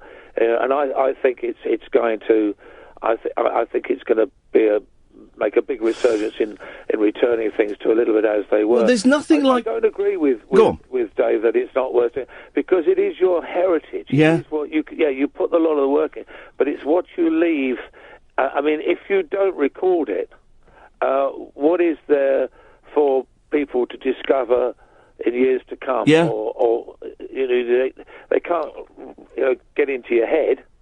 You know, so I don't think it's even if it's going to. I mean, I've made CDs purely on a selfish level because it was music that I knew it wouldn't sell because it wasn't a job, but it was something that I felt that I very much needed to record. Yeah. And to have it there, you know. I mean, what's the point of having a diary if you don't write in it? And our lives are musical diaries for musicians. So if you don't fill in your diary, then there's nothing for people to discover. What a lovely way of looking at it. And the thing I enjoy, which you get with CDs a bit, but you get more with vinyl, is I can spend literally hours just in a record shop or a record fair flicking through. That thing when you stood there and you're flicking through and you're seeing. Yep. And you mentioned the artwork. Of course, the Yes albums and your solo albums, particularly the ones in the 70s, the artwork was integral, wasn't it? I mean, you really went to town on those things. Well, Roger Dean was, well, still is one of my dearest friends, Roger. He's absolutely amazing. I mean, he somehow manages to translate the music into the wonderful paintings that he does. Yeah. And to me, Yes has always had some decent artwork for other stuff, even when Roger hasn't done it. But it's the Roger Dean artwork that people associate with Yes, and it's the only one that really works for me. He did, when I re-recorded King Arthur a couple of years ago and Journey 4 years ago, Rog did the artwork for both of those. They're just amazing. He's a clever, but people love all that. They love looking at it and reading all the notes. With no disrespect to CD, you can't read anything on those covers. I've seen spiders walk across it and been able to read it. Well, that was the thing you did. But, in the 80s when I was buying records, there was nothing else. You would put the record on and you would sit there and listen to it. And 10 minutes in, you'd pick up the cover and you'd start and you'd pore over the cover. You wouldn't go off and do stuff. You wouldn't be looking at your phone. You wouldn't be you'd sit and listen to the record. And you know the other thing as well. I mean, I used to go to record shops and things all the time when I lived in Buckinghamshire. I used to go to High Wycombe. There's a record shop in High Wycombe I used to go to. Yeah. Quite a big one. It wasn't an HMV kind of thing, but it was big. I used to go in there, and I'd go in there specifically maybe to buy an album that I wanted to. And I guarantee you, I would come out with that album, but I'd come out probably with 2 or 3 more. Yeah. Because you go through and go, oh, wow, I didn't know that was out. Yeah. And then somebody who you didn't know go, well, if you like that, did you know so-and-so's just got... You go, really? And you get talking to people, and then you go back, and it was word of mouth, actually, that sold albums, because you'd funny enough say, have you heard this album? Yeah. It's fantastic. And also the other thing as well is at that time, back in the late 60s and 70s, DJs, presenters on the radio, had a certain freedom of what they could go in and play. Yeah. I mean, people like Nicky Horn used to go in with a stack full of records under his arm for your mothers wouldn't like it. Yeah. There was nobody saying to him, right, you've got to play something from the A-list here, something from the B-list. Don't. I got invited on Radio 4 recently to argue with someone like about this. I was arguing that we need more personality on radio, and if you're employing people on a music station, then you should trust them to know what and there was this guy going, well, no, everything is chosen scientifically because we want this A song and then we want a song from the C. No, go in with a stack of records or CDs and go, right, I feel like playing this, or I heard this last night and it's brilliant. And that personality. Well, I can remember I'll give you a classic example. Go on. In 1968, I was 19 years old. Yeah. If I can't tell you the exact month, if it was early 68, then I would have been 18 years old. And I bought the Shades of Deep Purple album. Yeah. And I went back, because I was living up at home at the time with my mum and dad, because I was about to go to college. And I can remember playing that album and calling half a dozen mates. And if you gave me 10 minutes, I could probably name them, actually. And then I said, you've got to come round and listen to this album. Yeah. And they came out, and we all sat round and listened to the album from start to finish. Wow. And and we used to do things like that all the time. Come and listen to this. I can remember, I'm trying to think who it was now, but a mate of mine said, come around, I've just got Call to the Crimson King. Oh, beautiful. Great, thank you very much. Shot round and listen. And that's what happened. Yeah. It was an amazingly social thing. Albums were, you went to a party and you took albums. Mm. And I brought, what you bought? Great, we'll stick it on. It was a huge social thing, You've very successfully, and I guess it's pretty unique. You've made that transition, Rick, from, and I'm not going to say national treasure, because that kind of implies that you're going to die soon, and you're not. But do you know what I mean? You've made that transition from being in, huge, but this is a contradiction, huge but slightly fringy bands. Yeah. To being in the mainstream by being, the grumpy old man, and I've seen you on the One Show, and I think I've seen you on Watchdog and stuff like that. How did you do that? How did that happen? By not planning anything. Yeah. I never planned anything. Things happen. When there's a great thing about the word luck. I always love the Arnold. I'll explain why. I always love the Arnold Palmer thing. When the golfer, when he was asked Arnold Palmer was asked in an interview, he just won about his 10th major or something. They said, "Well, you just won your 10th major, Arnold. Don't you think you're really lucky with everything in your life?" And Arnold said, "Well, it's amazing." He said, he said, it's very strange. The harder I practice, the luckier I seem to get. And also the other one, which is a great definition, the definition of luck, which is when preparation meets opportunity. Now, you do have to have certain bits of good fortune along the way. I mean, I was very lucky in as much as that a lot of the TV programs that I got invited to go on became hugely popular. I mean, I was on everything from sort of Countdown through the Keo to, you know, I did 7 years of Watchdog, hosted live at Jonglers for ITV. All of those kind of things just turned out to be, and Grumpy Old Men, of course, turned out to be big programs. Now, that I could have been on 5 programs that died on their backside. Yeah. But it was that was but on the other hand, you know, if you're ready to go on them and can offer something and have some fun, that works really well. And I didn't plan any of this. I mean, I love doing TV, and I'm a great radio nut. I'm a great TV nut. I think they're both fantastic mediums, and it's and then when the opportunity came to be a part of them, you know, I jumped at it, but it wasn't. I never sort of sat down and said, well, I'll tell you what I like to do. Apart from doing the music, I think I'll see if I can get into radio. Because I think the moment you say, this is what I want to try and do, I don't think you ever succeed. Yeah. You know, it's the same. I mean, musically, I mean, you know, fortunately I've done, you know, the prog rock stuff. I do the piano shows. I do the stand-up shows, which are half piano and half stupid, anecdotal, silly stand-up stories, which I love doing. Then I do the orchestral shows, the big stuff with the orchestras and choir. You know, it's wonderfully diverse. I've had the chance to write some books and things, and you know, I've just had a wine of it. Every day is different. Yeah, you know? You're happy and you're enjoying life. I love life. Yeah. I mean, I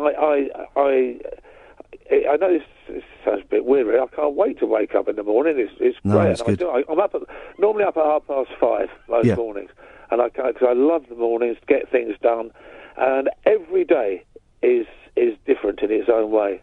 Listen, you've got the album out, Piano Portraits. You've got the ARW tour, and we'll tweet all the links and stuff like that. That's all through March. I've got some Piano Portraits dates as well. What's your website, Rick? And we can send people that way. rwcc.com. Okay, all right. And so that sounds like the year's pretty much full up so far. Yeah, and if we do the ARW play 50th anniversary of Yes Music next year, that's next year. Although I've got one little nice thing that I'm looking for. I did King Arthur at the O2. Yeah. Which was fantastic fun with the orchestra and choir, kitchen sink. And I've always had a dream to take it to Tintagel, to King Arthur's Castle. Oh, wow, yeah. But it's always been difficult before because when English Heritage was government run, I mean, it would have been easier to have sort of, to have gone to the moon and played it than it was done that. But English Heritage is a private company now, and I talked to them about it. They came to the O2, loved it. So the plan is next July. Wow. We're going to take it with orchestra, choir, kitchen sink job to Tintagel round just to some beautiful big fields by the car. And I've already spoken to. I thought in for a penny. So I've got jousting tournaments. It's going to be absolutely outrageous. So I love it. Mixture of all of the 50-year anniversary. Oh, mate, listen, I love it. I'm going to try and find. I don't know what it's going to be, but I'm going to try and find a show that I can bring my boys to that isn't a school night, because I'm taking them to everything, and I'm saying to them, if you don't like what I like, that's absolutely fine, but you should experience it and you should see it. And so far, they've enjoyed the ride. And I say, tell John they were singing a 5 and a 7-year-old in the back of my car singing Close to the Edge, saying, "This is what I think magic sounds like, Daddy." So well, I'm going to speak to John tomorrow night, because he's in California, that's where he lives. Yeah.